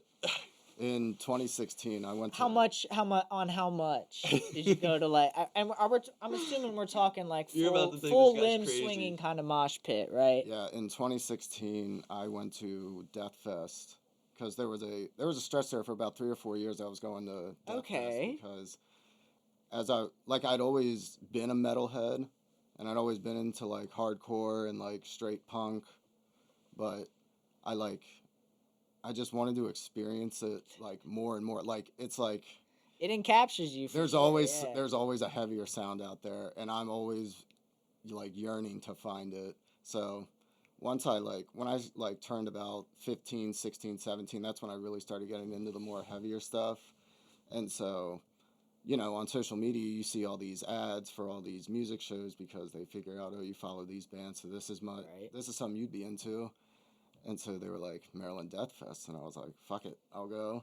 So I ate an eighth of mushrooms, so 3.5 grams. And it was about 6 hours. Good bit. That's like. Yeah, 6 hours of straight moshing, lots of loud sounds, lots of strobe lights. But Now, tell me if you experienced this, because I sort of did while watching my friend play video games. It's definitely on a whole fucking different kind of level, because I've gone to those shows. I've been in those pits, like, definitely fucking intense. Did you have any sense of, like, shit, like, you could kind of almost, like, have a better sense of awareness in a way, to where, like, if someone was about to, like, swing their limb towards you, you could almost kind of catch it quicker? there was definitely a heightened sense of awareness for sure. Right. But along with that, there was also, like, I knew the metal community was going to look out for me. So if someone falls in the pit, mosh etiquette, you fucking help them up. Did anybody around you know, or were you just kind of out there? Oh, I mean, like, in between sets, like, I was chatty as fuck. I was talking to everybody. Like, I bet, yeah. people I was, like, running into and stuff. Like, we dap each other up after each set, and I'll be like, hey, man, good shit. And, like, they see your pupils all fucked up. So That's what they're like- I was just about to say. Like, at those kind of shows, someone would have to look at you and go, Yeah. But the this one dude's thing... on some shit. Let me go talk to him, yeah. The thing that really took me back in a really great way at that show was, like, people, like, everyone's dressed in all black. People are on purpose are trying to look mean as shit with their tattoos, trying to look all satanic and everything. Right. But, they see what's going on, and they're like, hey, buddy, everything good? Like, can I get you a water? Like, you want a beer or something? I was like, no, I'm good, but thank you. I appreciate that. I definitely want to try to experience that at some point. There's like, honestly, any kind of festival I feel like would be a good vibe. I like hiking high. Or not high, well, high, yeah, and on mushrooms. Yeah. I haven't quite done that. I have taken LSD, and I was what kind of like I walked my dog kind of close by around some trails, and it's definitely an experience for sure. Yeah, you're out there. Yeah, and so I tripped at my friend's house, and he lives out in the middle of bumfuck. Mhm. So his fucking forests are dark as shit. Oof. Yeah, so like going to take a leak, like a couple hundred paces or whatever. You're like looking around, you're like, and you're able to do your thing. Yeah. Now, I had left, and then I went to go back and meet back up with them. And like normally I know this area, but it was dark, and I had fucking taken like at least an eighth. I forget how much. But I was like, I knew where I was going at first because I could see like a light where they were at, and then that shit disappeared, and I was like kept walking, and I'm like, where the fuck? Yeah, fucking. Dude, get this one time. Me and my girlfriend, we rented a cabin on a vineyard in the mountains in North Carolina, like out in the cut, no Wi-Fi, and we did them. And I think we had 6 grams, and at the end of the day, like all of them were eaten. And Solid. dude, it was like you could like feel the grapes, like they were alive. Like it was like when you ate them, it was like it was weird, but it was so cool. Water's insane. When you're Water's- fucking yeah. when you're on them, dude. Oh Like, yeah. you get a different kind of like quenching thirst from that shit, dude. That shit's Amen. primal as hell. Dude, and then fruit, when you eat fruit, it's like just taste jumping into your mouth. It's wild, like raspberries and blueberries. It's just like Ah. it's so good. Nah, I feel that, dude. I fucking feel Yeah. that. But at the same time, like if you have a stomach full of fucking junk, Hmm. you start to feel the effects of that shit too. Yeah, that's like when people tell me they like to put their like mushrooms and like peanut butter jelly sandwiches. Just like bread's firstly, man, like that's not good for you. Like just eat them. Like Well, my whole thing is like, quit being a pussy. Yeah. you can just Eat 'em. fucking eat them. It's just mushrooms. You got to experience that part of it. Yeah. You know what I Mhm. mean? Raw dog that shit, man. Yeah, dude, I did a bunch of them, and then my last time though, I did coffee, and I put my mushrooms in my coffee. And I put I'm lactose intolerant, and I put yogurt in my coffee for some reason, and that shit like curdled, and I drink it, Oh man. and I tripped. It was like 4 grams. I thought I was dying. Like the yogurt went bad, and it was the worst experience ever. I have mixed some in a cup with Mhm. orange juice, and I'm not gonna lie, I did not like the outcome. With the orange juice and just mushrooms. Well, like chaser, perfect. Mhm. But like as a mixture, like drinking it and the consistency, I was like, oh, this is gross. I was like, I would rather just ate them bitches. Yeah, Yeah. when I ate them at Death Fest, I was literally in my car in the garage, right outside the venue. Literally 20 minutes before walking in, just ate them and then chased it with a Gatorade, and then I was like, all right, let's go. Let's go. Yeah, that's pretty much how I've done them all the time. You know, I have a drink nearby for sure Mhm. because they taste like ass. Strawberries too. Strawberries kill. Strawberries, watermelon. When you're I gotta fucking do this now because I Dude. totally believe you. get a smorgasbord of fruits, oranges, apple. Every fruit is just Your inner insane. fucking primate is just going Yeah. nuts, dude. You're Hell like, yeah. I just found the fucking jackpot. But then like meat's weird because it's like I don't know. Like I eat meat, but when I'm tripping, it's just weird. Let me tell you, this was a topic I had. So people have said like that they took mushrooms and then went vegan. So do you feel like that when you take them that you start to like kind of get turned away from meat and stuff like that, or Nah. So actually, I've I never went had vegan that. for like a month, and like, hey, it's for some people. I just didn't like it, but I don't know. Meat's too good, but I feel that. yeah. Honestly, I do think about how fucked up some of the fucking like process and shit like that. But like you said, the shit's too good. You go to Hans, get a bacon, egg, and cheese. Get the fuck Amen. out of here. That Get a shit's so tavern good. ham sandwich. You don't give a fuck how many pigs were killed. You're like, yo, this shit's delicious, dude. Yeah. And like, I gotta have fucking bacon and eggs and shit like that just Yeah. on a plate. Like, get the fuck out of here. Chicken and salad. Oh, what I get every time is chicken salad with bacon, a hash brown on an extra salted pretzel roll, and my girl Vicky just always hooks me up, Hell yeah. and it's absolutely fire. I used to be friends with her son. Vicky's son. Yeah, what's funny nice. is like I don't even know if they remember this, but like I was literally in the parade with them at one point. Cause like Oh, literally I shoot. just tagged along with her son one day. Yeah. I haven't That's fucking funny. talked to him in a minute, but yeah, that shit's funny. Yeah, no, she's cool. Yeah, hell yeah. She runs one hell of a service at Holland. So Oh, yeah. dude, it's off the chart. Like as far as like what you get for your money and shit like that. I Mhm. turned on one of the employees at the cigar lounge over that place, and he told me today. He's like, "Yeah, dude, I checked out that pork and beans place. That was fucking, one hell of a deal." Yeah. And Oh, it amen. yeah, I mean, I went there because I literally work right next door to it. So Oh, you work at Random House? yes, sir. Oh, nice. Yeah, it's okay. I hear they pay pretty well. They're a German company, so you get really good benefits. Yes, you do get good benefits. The pay, pretty good. I got paid more. I get paid more here than I did to wire houses. So that says, damn. yeah, I was like a year one apprentice getting paid like few dollars less. For what company? The electrical company? Yeah. Summit. Summit. Yeah, they're like they're. I wouldn't say they're small because they do get good contracts and shit like that, but they're not like Tim Kyle. They're like the biggest one around here. No, I know. I work for Keller, which is a government contractor, and the one I knew really well was Ultimate. But Okay, I think I've heard of them. Yeah. they're pretty big. But yeah, besides that, I don't know any. Yeah, no, I like honestly, I didn't leave because the company was bad or nothing like that. Like if I was in a pinch, I would definitely go back and do that shit because it's a solid career. Mhm. But honestly, like physically, like that shit was not for me. You know what I feel that, mean? Yeah. Like honestly, like I can do the work as far as like moving all day, but like I had to like have tools on and shit all day, and like dude, I'm not big at all. So that shit was like really like I was fucking my back up bad, dude. Like for real. Hey. Shit was, and I was like, yo, and you can see some of the older people like just Mm-hmm. in the trades and stuff like that. And you can see how fucking hunched over and just miserable they are. I'm like, yeah, this ain't for me, dude. Yeah. They put in the work. This is but- what's for me. You know what I'm Yeah. saying? No, I respect that.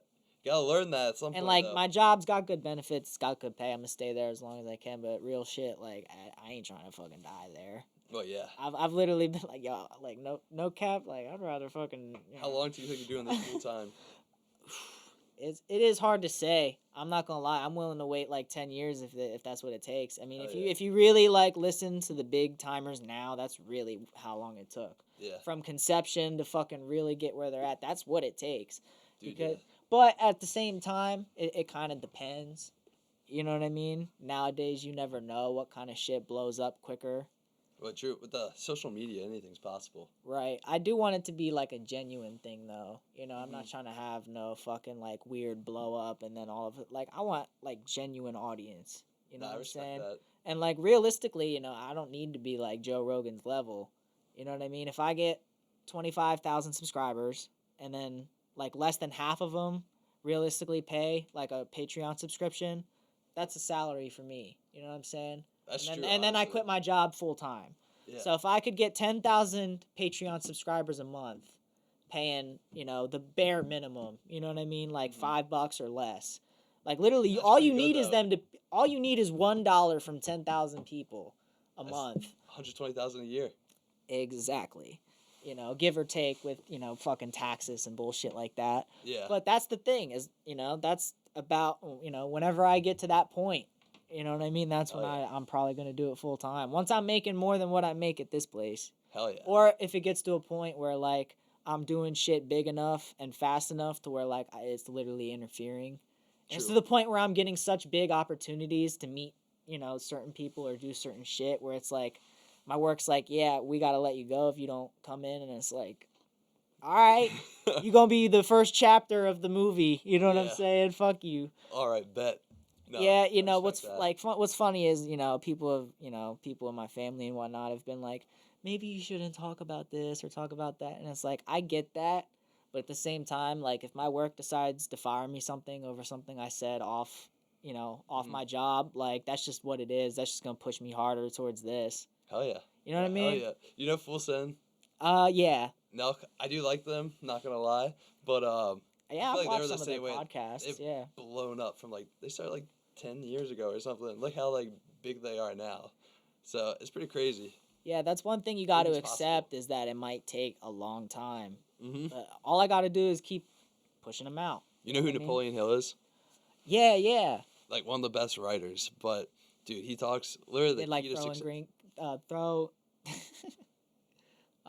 grow and think rich. Grow and Think Rich. Yeah. I don't know why I couldn't fucking say that. No, Think and Grow Rich. Yeah, So many books. Outwitting the Devil, And 3 Feet from Gold. It's all about just perseverance and not giving up. I have a bunch of books about that kind of shit. Like Yeah. Robert Greene's really sick. He did like Oh, yeah. 48 Laws of Power, all that kind of shit. There's a whole bunch of books out there. People like don't get me wrong, I should be reading way more than I do. But Mhm. like I always try to tell people like you gotta read. Amen. You know what I Yeah. mean? You gotta like really get like different perspectives and shit like that. And it's Yeah. just good for you. You know Oh, what I yeah. mean? You gotta get off them fucking screens and It shit like is. that. Yeah. Well, if you want to get started, like I was reading like 2 books a month, and now that we've gotten started, I mean, he can agree. Time is like limited now, and I do this full time, and like Right. side time I do a chess coach. But like doing this full time, I still feel like I don't have enough time in the day, so like I can't really fit reading in. Like I feel that, and it's a grind. and it's just hard to not want to just chill the fuck out and do Yeah. something else. Like Discipline. that's the thing. Yeah, that's where discipline eats motivation. Yeah, Oh yeah. I'm not gonna lie, I fall victim to it almost every day. Oh, so I do tell we. myself Yeah. like I'm gonna get up at 4 a.m, dog, and do push-ups and shit, and then I lay in bed and fucking the alarm goes on. I'm like, I don't sleep till 5:30, dog. Cause like I wake up and like I get like over 10,000 steps a day at work, like every Nice. day and shit like that, and like I'm always like kind of lifting shit and shit like that. So like Mhm. honestly, I like tell my I've done it every now and then, and I'm not gonna lie, when you wake up early and you exercise and shit like that, it feels great. It does. But Yeah. it takes fucking discipline, and it really does. It's hard Hey. to build that. Yeah. I'm still working on it big time, but yeah, dude, that's a goal to be able to wake up at 4 a.m. But dude, I can't do it. Well, the first See, part it's- about it is really changing your mindset. Yeah, So as I long was as you just got the about to mindset say, that you want to change, It is at least all you're on about that level. mindset. Mm-hmm. Because, know? like, so when I wake up at 4 a.m., of course it sucks, especially when it's cold out and you want to stay in your nice warm bed. Mm-hmm. First thing I do is when the alarm goes off, I hit it and I get up immediately because didn't hit snooze, first win of the day. Right. So, along with, I like to think of things as like a reward system, like, regardless of how small or minuscule it is. So, like, me rewarding myself to waking up early and like it's cold, it's freezing, and it's uncomfortable, but I'm gonna go take a killer piss and it's gonna feel great. And then I'm gonna chug like a half a gallon of ice cold water. That's gonna feel great. And then I'm gonna hit my push-ups. That's gonna feel great because I know I'm up before everyone else is. You're just on a different It's kind just of a jump up- energy. yeah. You know what I mean? And like that's the thing. When I've done that shit and then I've gone to work, you realize you're just on a whole different level than everyone else around there. You see how everybody's all groggy and shit like that. That's the thing. Like I always wake up like at least bare minimum like an hour before I gotta leave wherever I'm going because like Yeah. I refuse to like go to work and be all fucking like half asleep and shit like that. Yeah. Like that's not the move. You gotta feel energetic and shit like that. I try not to be on my phone before like 6:30, 7 a.m., but I will throw on like a really nice podcast, like while I'm like doing some, Right. like while I'm lifting weights in the morning, or It's if I usually- go on a morning run, I'll throw on the podcast instead of listening to music. Just like anything to get that extra like educational push. Right. What kind of podcast do you listen to for that kind of? Do you listen to any as far as like motivational? I do, yeah. Jocko Willing's podcast. I am a Nice. huge fan of him. He definitely, there's a lot you can take from him. Not only just like, having motivation to wake up early, but like how to be a better leader, not only in work, but in life in general. Like Right. when everyone else is panicking, like, do you have the ability to like detach emotionally, take a step back, analyze the situation and say, you know what, here's the problem. We're going to do this to fix it. Boom, boom, boom. We're going to get it done. Yeah, that's the thing. A lot of people freak the fuck out and Yeah. like they literally freeze when it comes to like even kind of small shit. You know what I mean? Like people that have not been through like anything, the smallest thing could happen and they like lock up and you're like, the fuck are you talking? Yeah. But it's not just podcasters too. A lot of the, like, a very large part of myself is baptized in music. Okay. And so a lot of my musical influences also happen to be very influential in life in general, like Harley Flanagan of Cro-Mags. Okay. Dude lived a fucking hard life. And, like, just in recent years, he's, like, gotten his shit, like, super straightened out and everything. But just, like, his dealings of adversity and, like, you hear, like, he's written a book that's really cool. And he's been on Jocko's podcast, and he talks about, like, oh, yeah, when I was growing up, like, everyone was doing fucking drugs, and, like, people were killing each other, and, like, I was homeless, and, like, I didn't know where my next meal was coming from. But then he just talks about like steps that he took, whether he had to learn that the hard way or if he figured it out himself. Of just like, okay, we're gonna deal with this right now, but over time it's gonna be good. Like, just keep pushing, just don't stop. Just like, you know, And like the thing is, like you really gotta have that. Some people get mad about simple shit like this, but like it could always be worse. absolutely. You know what I mean? You really gotta think about how much worse it could be. You know what I Yeah, mean? And it's like funny. even if you just Yeah. take it to a little bit of a next level, like it's a lot worse than you think. Yeah. You know what I mean? It's interesting you say that. Do you mind if I go on a tangent real quick? Yeah, of course. Okay, so when I had my 2 heart surgeries 2 years ago, I know I went over it very briefly, but to dive in it a little deeper, and this is where that it could always be worse. This is where that literally like kicked me in the head, and it was like, get your fucking shit together, stop crying. Like, so it was around like day 17, 18 when I was in the ICU, and at this point, like I had coming off a ventilator, like I was able to breathe on my own, but I was still very weak. Like I could stand up and walk, but like if I walked like 100 feet, I felt like I was gonna pass out. Mm. And so while I had been in this ICU, it was a pediatric ICU too. So it was nothing but screaming babies Jesus 24/7. Christ. So between screaming babies, code alarms going off, and I mean, these alarms are loud. Like, it scares the shit out of you at first. Between all that, like, I was in such a bad mental spot. Like, I was suicidal. I was on suicide watch. So to make matters worse, I had a sitter that was just watching me 24/7, and I was just like, can you just leave me alone? Like, and so I was up walking one day around the unit, and this little girl who I guess was dealing with some sort of like heart cancer because she was clearly bald from chemo or radiation treatment. She had to have been no older than 4 or 5. And what made her stick out to me, Trooper. yeah, Mhm. what made her stick out to me was she was wearing a very neon bright pink dress, like the only colorful spot in surrounded by white walls, white everything because it's a hospital. And I'm walking down the hallway. I got like I'm rolling like all the machines that I've got attached to me with me, and I got a nurse with me, and I'm like all fucking mopey, like, God, I can't wait to get out of here. Meanwhile, here comes this little girl, God knows what she's been through. She's smiling, waving to everybody. She waved to me. I waved to her. I told her I really liked your dress. That made her smile, and then that just made me feel like such a jackass. I was like, God damn, Ethan, like, you are pathetic. You need to get your shit straight. Like, it could be so much worse than this. That's beautiful, dude. But yeah, and so I told myself right then and there, like, that was going to be the mindset shift, and I've been a very glass half full guy since then, and I hope to continue that. It's done nothing but help me, and some people don't understand it just because they haven't gone through something like that, and that's okay, because part of life is you have to get used to the fact that you are going to be misunderstood. Mm-hmm. And like the whole toxic positivity thing, like I've been labeled as toxically positive. What I the know, fuck? I don't get that shit either, but yeah, it can always be worse. That's some fucking bullshit. How can you be toxically positive? That's the What thing. kind of people hating label ass you as. motherfucker said that? There's some salt people out there. Dude, that's some salty person. What the Mhm. fuck? I've never heard that in my life. Yeah, Toxically positive? Yeah. it's like Oh my god. it's like I don't even know how to explain it, but like the best way I can explain it is like you can't like it's someone telling you can't be optimistic towards their situation because like you don't personally vibe, like you don't personally experience You that. go to hell and you die. That's some Man, people's mindsets. I get that at some degree, but at the same time, like, how you gonna not take in someone's like positive fucking input? You know what I mean? Everything's an energy transfer. Like that positive energy, I can pick up on that shit. Yeah, Anyone exactly. should be able to pick up on that. You shouldn't be like jealous or remorseful that That term, toxically positive, if anyone ever used that towards me, like, I would just label them as like a demon.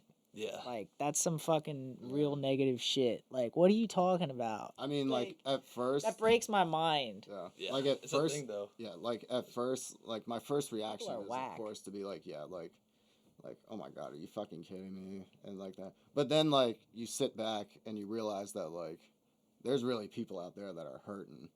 And they're just everyone, and I think everyone is guilty of this to some degree. We are stuck within the limits of our own mind, Yeah. and no matter how obvious something is or how obvious something can be, like if that person can't get outside their head, you're not gonna be able to get them to see it. It's like the saying goes, you can lead a horse to water, but you can't force it to drink. So it's just everyone's going through stuff. So in a way, I understand, but at the same time, it's like, come on, you got like, That's the whole thing, though. Everybody's going through something. right? Yeah. You know what I mean? And it's like, it's the whole saying of like, if everybody threw their shit in, you'd be like, okay, where's mine? Where's Mhm. mine? I don't want any of that shit. Yeah. You know what I mean? Yeah. Everybody's just gotta like. I've said this before. Other people have said this on my platform. Like, you gotta be thankful for what you have instead of what you don't have. You know what I Absolutely. mean? Just start looking at everything you do have, and it's like, all right, I got it. Okay. It's You gotta be really, thankful. I'm gonna be okay. it's Yeah. really funny you say that because this hasn't happened a lot. This has happened maybe 2-3 times in my life. People come up to me and they just straight up say like my whole situation, like whether it be medically and all that adversity and bullshit. They're like, I feel so bad for you. I'm so sorry for your life. And it's like, first of all, why the fuck would you say that to somebody? Yeah, you're Second just of like, all- hey, your life fucking sucks, Yeah, buddy. Second of all, I would not want to be you right now. yeah, my exact thinking. In my head, I would be like, buddy, I would much rather prefer my problems because I know what you got going on and I don't want any part of that. That's funny, dude. So I wanted to bring this up earlier because you were talking about how when you take mushrooms, stuff comes up that you're uncomfortable with. Yeah. I have a philosophy where there's no such thing as a bad trip. Y'all like people can feel free to disagree, but like in my mind, there ain't no such thing as a bad trip because what a bad trip is some feeling or some thought that you have always thought in the back of your head, but you just push back. That shit comes up. And then all of a sudden, you fucking, like, try to ignore it. But guess what, bitch? It ain't going away. Yeah. So yeah, that shit's, like, literally, like, in your fucking face. dude. And you're trying to get away from it, and you can't. And that's what people think is a bad trip. But Yeah. if you just take some time, like, if before you take the mushrooms, you go, like, you start thinking about all the things you want to change about yourself and things like that. And then that's what you gear your trip towards to. That shit can really make a difference. Yeah, dude. So I did a lot of mushrooms for a while. I had a bad trip, but like it was a good trip when I look back. Right. But I realized a lot, and now I just feel like until I need the next learning lesson, I'm gonna take a break from them.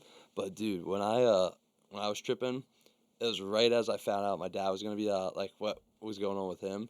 So I guess I was very insecure about death in that moment, and I hadn't really like conceptualized it. That's a and- topic I have on here because people have also said that taking mushrooms has gotten them through the idea of death, and they're no longer does. afraid of it.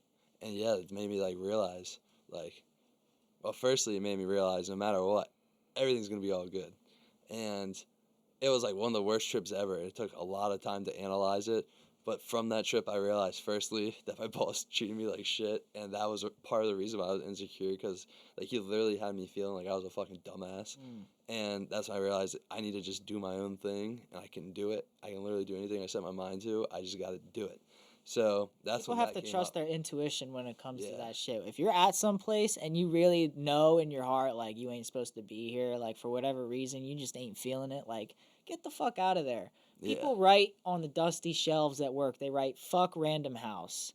Like, but I feel like going up. Like, if I knew who did that shit, I'd be like, why the fuck don't you just leave then? Yeah, if it's like, that bad. Yeah, quit complaining and get the fuck out of here then, Because man. Yeah. they're Like, complacent and complacency kills. Complacency kills. Comfort absolutely. will kill way more than failure ever will. Yeah. But, yeah. If you fail, at least you prove Applause to the button. If No. you fail, at least you prove to the world, you know what? I took a fucking risk. It may not have paid off, but at least I stepped. Yeah, exactly. And half the time, and nah, fuck that. All of the time, it's better than whatever the fuck you were doing. Yeah. You're just sitting there being a fucking hater, dude. Only the haters bring up the failures. They don't bring up the successes. I've learned that. Exactly. Like I've had people I know that fucking like opened up stores and stuff like that, even though they fucking didn't last like long at all. It's like, yo, you did that shit though. Like, Congrats. Yeah, exactly, man. I hate like people that are haters are just fucking ridiculous. Because they're They're upset all- with their whole life. Yeah, hurt people hurt people. Uh-huh. Never Yeah, heard that that's before. facts, dude. So, microdosing versus heavy dosing. Have you? We only macrodose. Yeah. So that's my whole thing, dude. I've taken when I was in Colorado recently. Me and some relative bought some mushrooms, and honestly, we were just nitpicking at them. I went to a couple like shows on them. Pretty cool. That's like the only time I could really feel any real effects is when I went out to Red Rocks for like rap That's shows and shit cool. like that. That's cool. Dude, the Freddie Gibbs show that I went to literally had like a stage set up with mushrooms and shit like that. But I wasn't really tripping balls that much. Mhm. I'm all about fucking going deep. Like, you know what I mean? The first The time I deep ever dive. first time I ever did them, I took like 5 grams. And you Oh know, shoot, that's a hero's dose right there. That's exactly. pretty nuts. Fucking so well the thing is I took like an eighth, and then like I said I went on the car ride so that they could get like cigarettes or whatever, and that was maybe like a 25-minute endeavor. I came back and ate the rest, so with like another 2. Did you And- yak? No. No, you No. didn't feel nauseous at all. My stomach would kind of start to like I guess turn for a second, and this is what's funny, right? This was one of like the realizations that night because I wasn't really trying to like change my mind that night. I was just trying to be like, what are mushrooms like? You know what I mean? With half of the intention of like have some good thoughts. You know what I mean? Mhm. I was outside just sitting with my friend, and my whole thing at the time was I was trying to quit like cigarettes and vaping and stuff like that because I just didn't like, and there's plenty of things that I do where it's like, even like weed, I don't like how much I smoke weed. You know what I mean? I wish I could kind of like be the person that doesn't smoke all the time, but it helps with a lot. It You know what I'm does. saying? And like the thing is, we were talking about like discipline and habits and stuff like that. Once something becomes a part of your life, you know what I mean? Fucking, when you have to It's sit, hard to cut it. it is, and I feel like a lot of people can't admit that about weed. You know what I mean? It is hard to cut. It is hard to cut. It You know is what I mean? And 100%. And the particularly hard thing about it is that it doesn't really affect you all that bad. It can fuck with your motivation, and that's kind of what I don't like. It's part of the complacency thing. Mm-hmm. Weed definitely helps you be complacent in whatever the fuck you're doing. You know what I mean? Like, you could be at home, and deep in your head, like, I should be grinding at whatever it is. You know what I mean? Even if it really isn't what you have to do at the moment, it would just get you further ahead in some way. Mhm. But instead, you're like, I'm just gonna watch a movie. Fuck it. You know what I See, mean? I'm the opposite though. When I smoke it, like, I don't know. When I was growing up, I was for sure like ADHD to the max. My parents never put me on Adderall, Mm. and Would you say that affected you badly? nah, I don't know. I don't think Adderall is the best for you, to be honest. I think there's probably a reason it's legal and pushed to kids, and it's definitely not for the health. Right. But weed, dude, my grades, social life, everything increased once I started. Like once I smoke, like I can just sit there and just enjoy it. Before it, I felt like I was always anxious, ready for the next thing, and that's why like to some people I will say it's definitely don't do it because it probably does kill your motivation. But then some people that actually can use it and benefit from it, like why do they have to be judged for being like I am 100% a stoner? But then like you ask some people I'm a stoner, and then you ask other people they see like the actual shit that we're doing, and it's like I feel like stoner is like a bad, all-encompassing term where it's like it's just got that stigma Yeah. of being It negative. assumes. I would tell people like I'm a stoner in the sense that I smoke weed every day, but Yeah. like I also spend time researching. You know what I mean? Like I could always be more productive, and that's kind of what I was talking about. Like it doesn't necessarily kill my motivation because I can be productive on that shit. And it was the same way for me at school when I would smoke weed before school. Like I'd be able to sit there and do my work all day. It actually kind of got me more interested in whatever I was doing. mhm. Like for whatever reason, it was just more of like, okay, I'll read this shit. What's this about? You know what I mean? Yeah. And, I was productive on that. And I feel like that's a misconception about weed. You know what I mean? That For you sure. can't be productive on it. You know what I Right. mean? It can help you a lot, and then no, just in general, like I don't know. I was late to the game. I didn't drink or smoke till like my sophomore year of college, but That's fine, dude. yeah, smoking Yeah. just took off, and I don't know. Like I It said, did. it helps me like big time. I forget what I was gonna say, but Yeah, for me, because like I mentioned before, I was always a very shy, introverted kid, and I think with that came a lot of like natural anxiety, Mm-hmm. and so definitely like I'm the same as Justin. I didn't start smoking habitually until I was about 18, 19, already out of high school.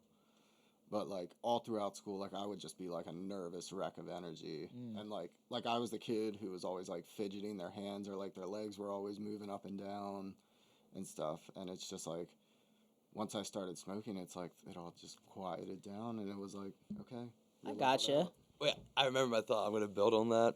So like now too, he can like, he gets it. With everything going on, like, life can get hectic. There's meetings now, and like you do your best to try not to let it get stressful, and like focus on the here and now. But sometimes you just get distracted, worrying, like not worrying, Yeah, but man. thinking about the future, getting stuck in your own brain. And when I smoke, it's just like I can take a deep breath and just like not escape, but like just enjoy the right here, right now. I Focus feel on that. what I'm doing. It's like and we were then- talking about earlier as far as like everybody's got shit going on. You know Mhm. what I mean? Like me personally, like very, very recently got shit going on. You know what I mean? And like that's part of the reason why it's hard for me to like not smoke weed regularly. Mhm. Because like I'm not it's like I was saying earlier, it's like I like my job, but it is not what I want to do. And all day that's all I'm thinking. Like Mhm. especially since I started this and like I've gotten to, meet certain people and things like that or just like have these conversations. I listen back to all these conversations and I'm like I'm so glad I did that. You know what I mean? Like it was a Yeah. great fucking conversation. So it's like It's a risk though. You got to take that into account. Like it was a risk you took, putting yourself out there like that, and it's paying off. So it makes it a lot more. Just it's paying off in like personal senses right now. But my Mhm. whole thing is like I have to stick with that mindset of like you just got to keep doing what you're doing. hey, You know dude, what I money's pointless. I'll just say that. If you want to do your thing, just hear me out. I've spent a lot of money. Pretty much went through all my savings, but like I would have it any other way. I feel like if you want to like, I dumped a bunch of my savings into what you all see right now. I imagine. started with this exact setup right Yeah. here and a laptop that's literally over there. And since then, I've had this gaming PC, but like camera, 2 more microphones, the mic booms, better mixer, this fucking Dude, thing. this- Like I love this. I've dumped a bunch. Thank you. I've dumped a bunch of my savings, like you said, and it's like that's a risk. You know what I mean? I like sometimes amongst other bullshit that I've bought. You know what I Mhm. mean? Fucking Supreme shirts and shit like that. Like I think about half the shit I've bought. I've been like, oh, I'd much rather see that in my bank account. Yep. But at the same time, you gotta take risk. Absolutely. what I Oh, yeah. I'm sure you see now it's paid off, and it's gonna continue to pay off. Yeah, as long as I fucking You stick gotta to put the shit. work in though. Yeah, exactly. You gotta keep up with the risk. Keep up with the grind. Yeah, I was gonna say something along the lines of that. However, we started that conversation. Have y'all ever come across like psilocybin mushrooms in nature? Not in Nah, nature, no. but we met a chef named Chef Jason. He owns Create, amazing food up in Hanover. If you ever get the chance to check it out. Okay. But he said when he was growing up, he lived near in a PA near like one of the huge like big farming cow fields, and him and his buddy at night would go in the field with flashlights and pick psilocybin. So like they grow in cow shit, and he said the spores are in cow shit, but That reminds me, like I probably know a place where I know a few places where fucking Oh, probably. there's You some can- around here you can Oh, find there's for a sure. fuck ton of Yeah. psilocybin mushrooms, I guarantee, in this area. In the Yeah. fucking tri-state, probably it's fucking off the chart. Like, yo, the East Coast could probably be like the fucking kingpins. Probably, like, if you just walk around any cow field at the right time of year, you're finding psilocybin mushrooms. You could probably find like an ounce per time in like 2 hours. Hell yeah. Yeah. A lot of people though are doing those like kind of closet setups and whatnot, or just like Yeah. indoors in the. I mean, in the you can bins and buy whatnot. spores from Sunny's to grow mushrooms. You can also buy seeds now legally. Like, Autobud, like, Say what? and July 1st, you can have At 2 Sonny's. plants. Shout out Sonny's. Shout out Sunny's, they got everything. I might need some more information on that later. Wait, I want to say this too, Sonny. If you ever listen to this and you get on this podcast, sell our coffee because all your workers like it, and it's growing. He already said no because they don't want mushroom coffee and they want to keep it to like more like hemp products, marijuana Okay, products. yeah. But fuck it, come on, Sonny. Yeah, it's the let's send fucking it. same shit. Come on, man. Yeah, let's send it, buddy. Yeah, dude, why not? How far away would you say as a country are we from like federal legalization? Not far. Not far. That's good. Because 2 reasons. One, the general population as a majority is starting to get the opinion that okay, it's really not that bad. No. And scientifically and for medicinal purposes, we're finding more and more benefits for it each year, I feel like. Number two, the government just needs to figure out a way how they're going to tax it and get their piece of the pie, and Amen. then they're no longer going to worry about it. Amen. Absolutely. That's good to know. Do you think that it'll be like shops and shit like that? I think Yeah. it'll be shops. You can go to Now- DC and buy them now. No fucking shit. Yeah, any And, smoke yeah. shop has like you can buy up to an eighth, and they got them in chocolate bars too in DC. I Deadass. might have to take a trip down Yeah. to DC. Trip squared. Okay, right. I How many mean- shops are in DC is what I'm saying. Hey, there's one right on DuPont Circle. I'm Shout out, saying we you got 'em. fucking so you're only allowed to buy like an eighth at a time. I think you can buy more than an eighth, but they only come in eighths. Oh. It's game on Yeah, I'm then, pretty son. sure That's you a can. fucking that's one dose right there. Yeah. You know what I'm saying? You That buy makes like it, 5, oh yeah, fucking right. and you can buy some weed while you're at it. Make your DC trip really worth it. Oh, back on the topic of tripping and stuff like that. I have yet to go like balls to the wall. Like Send honestly, it. I'm trying to go to like a 7 gram trip. You know what I DMT. mean? Yeah. Ooh. See, I have no idea. Like I've never even heard of anybody That's a around this whole other area. ballgame. I've Yeah. never even heard of anyone in this area even having it or even it being brought up in this area. I mean, Not a ball game. That's a whole other solar system. Yeah, Yeah, I've heard whole other I've heard universe. the descriptions and the stories and stuff like that. It is definitely something I would be interested in. Oh, yeah. I've never done it. I think it would definitely have to require some working up the courage to try to. Yeah, I mean, I feel like you just got to have that sense of like it'll be cool. You know what I mean? just gotta send it. Yeah, that's go what I'm into- saying, dude. You go into Fucking some right. other universe, so like you gotta know before you do it. Like you're gonna see. Honestly, beings I could that probably aren't be at us. any point in time, and if like a shaman came up to me and was like, "Friend, would you like to go in this tent right here?" At any point I would probably be like, "Fucking yeah." Hell yeah. You know what I mean? I get it though what you're saying about like needing the courage because like trust me like it'll be intense and it probably wouldn't hit me until like I'm lighting the fucking pipe or whatever the fuck, and at that point I would probably be like, oh wait a fucking second, this is about to be crazy. You know Matthew McConaughey? Yeah. You ever read the book Green Lights? No. Crazy book. He did ayahuasca floating down the Congo naked. Ha ha. Like that's some shit I want to do. one day. Right. That's big dick What's energy. not fun about that? That's just such a vibe. Like, That's I some don't know. no. That's like you're on another plane of existence at that point. Hell yeah, you are. You're in some like Adam and Eve shit at that point. Yeah. Where's the Congo? What country is that in? Africa, I believe. That is a country. Congo. So yeah, Well, wherever yeah, that Africa's country a is, continent. he went there. Yeah. Shit. um. Fucking. I just kind of want to talk about like crazy shit that have happened on mushroom experiences. So like, Do you believe in ghosts and Bigfoot and mermaids and like? Let's talk about that. Like got it. skinwalkers. You can't deny Bigfoot.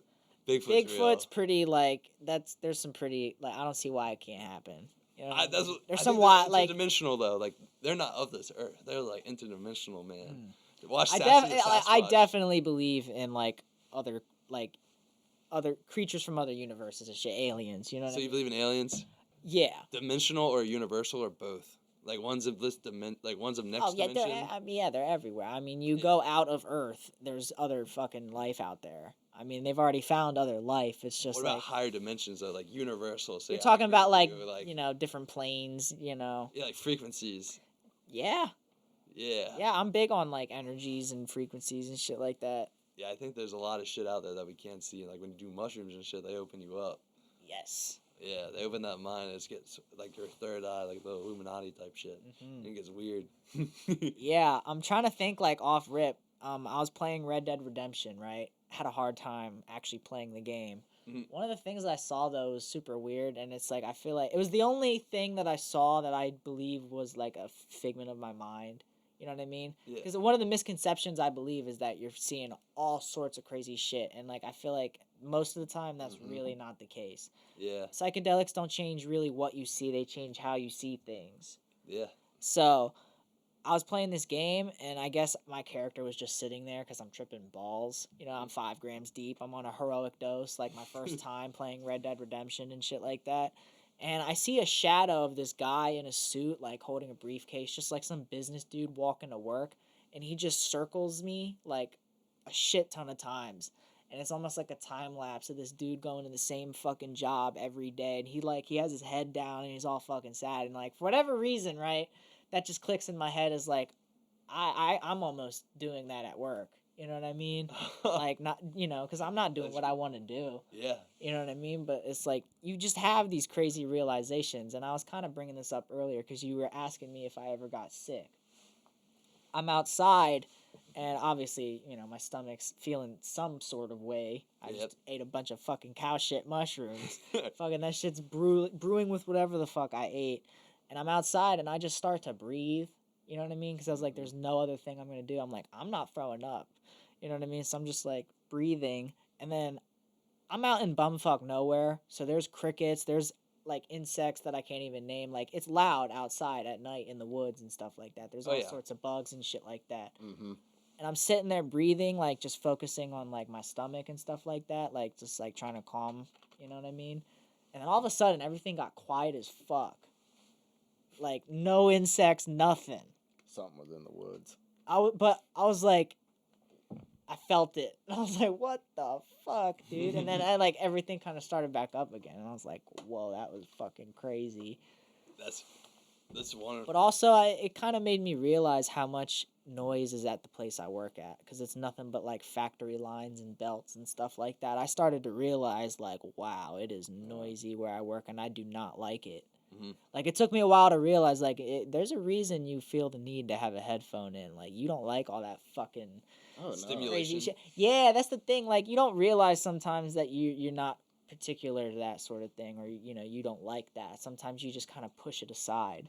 True. But at the time, I thought about it. I was like, man, I don't like a lot of noise. You know what I mean? What's funny is that air purifier that's right next to you. Like, when me and my dad are down here smoking cigars, he'll, like, turn it all the way up, and I'm like, dude, turn that fucking shit down, because it's loud as fuck.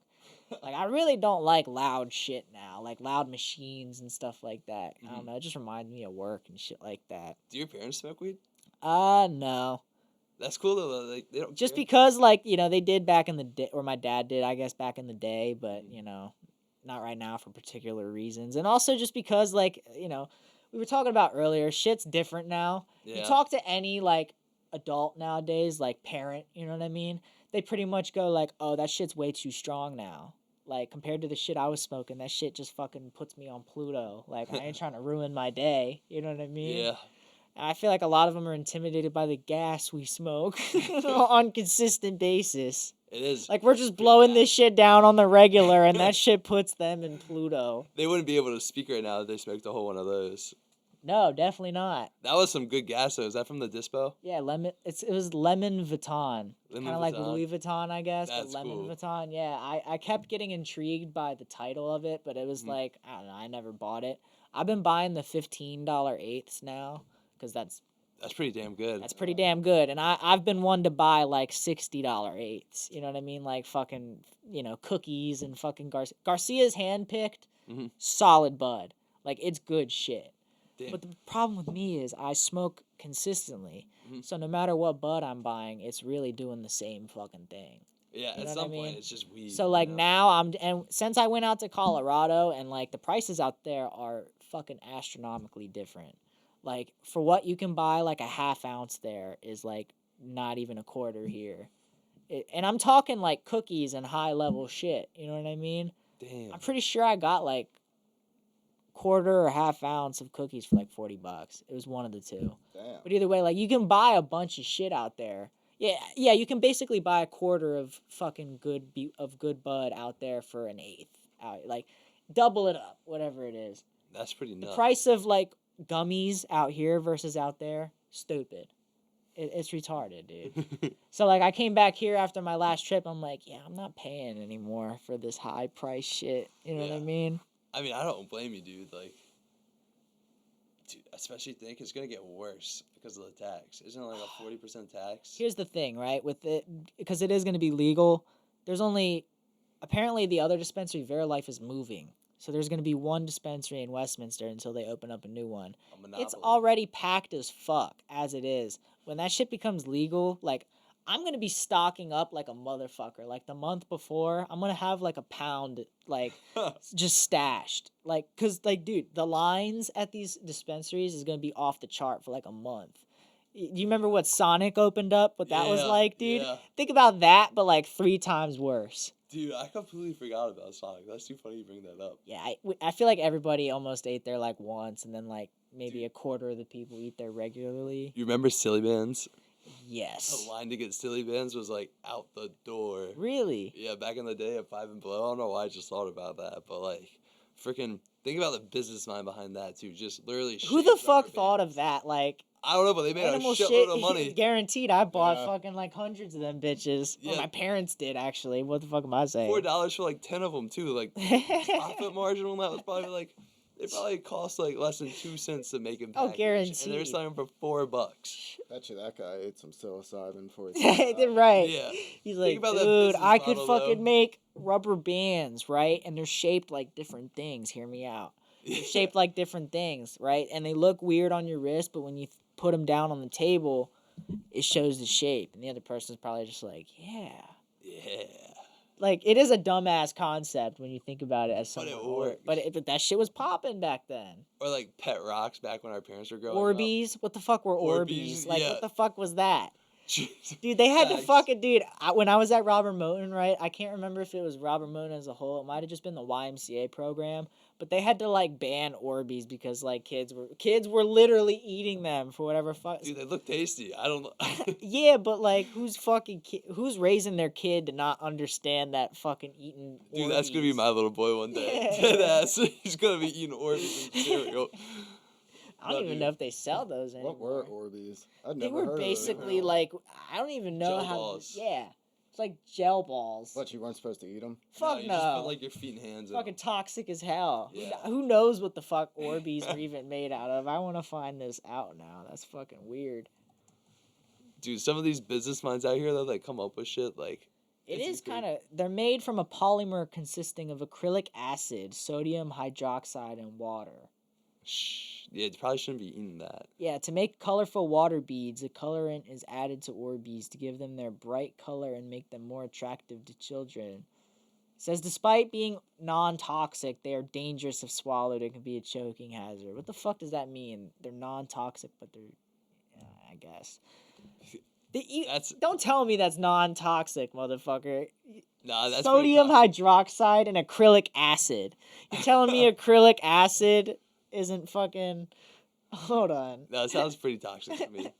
That's what I'm saying. Hold on. Give me a fucking second. A nice bowl of Orbeez.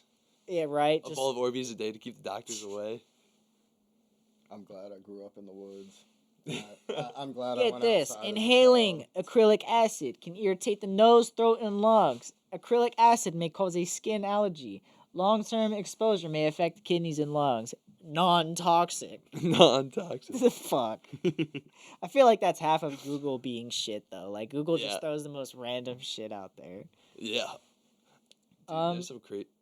Oh, dude. Shoot. What was I?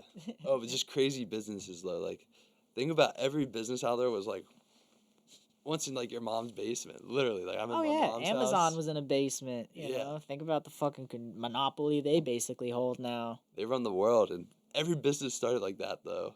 Like business minds. I don't know why I'm on a tangent about that, but it's crazy. No, I think about that constantly. I think about like, and that's the thing. If I ever get a chance to like meet Rogan or anyone like them, I'm gonna ask them exactly about that. You know what I mean? Like, I want to ask him like, dude, what do you think about now when you think back about those like days where it was the early days of his podcast where I forget where it was set up. I feel like it was set up at his house or something like Like that.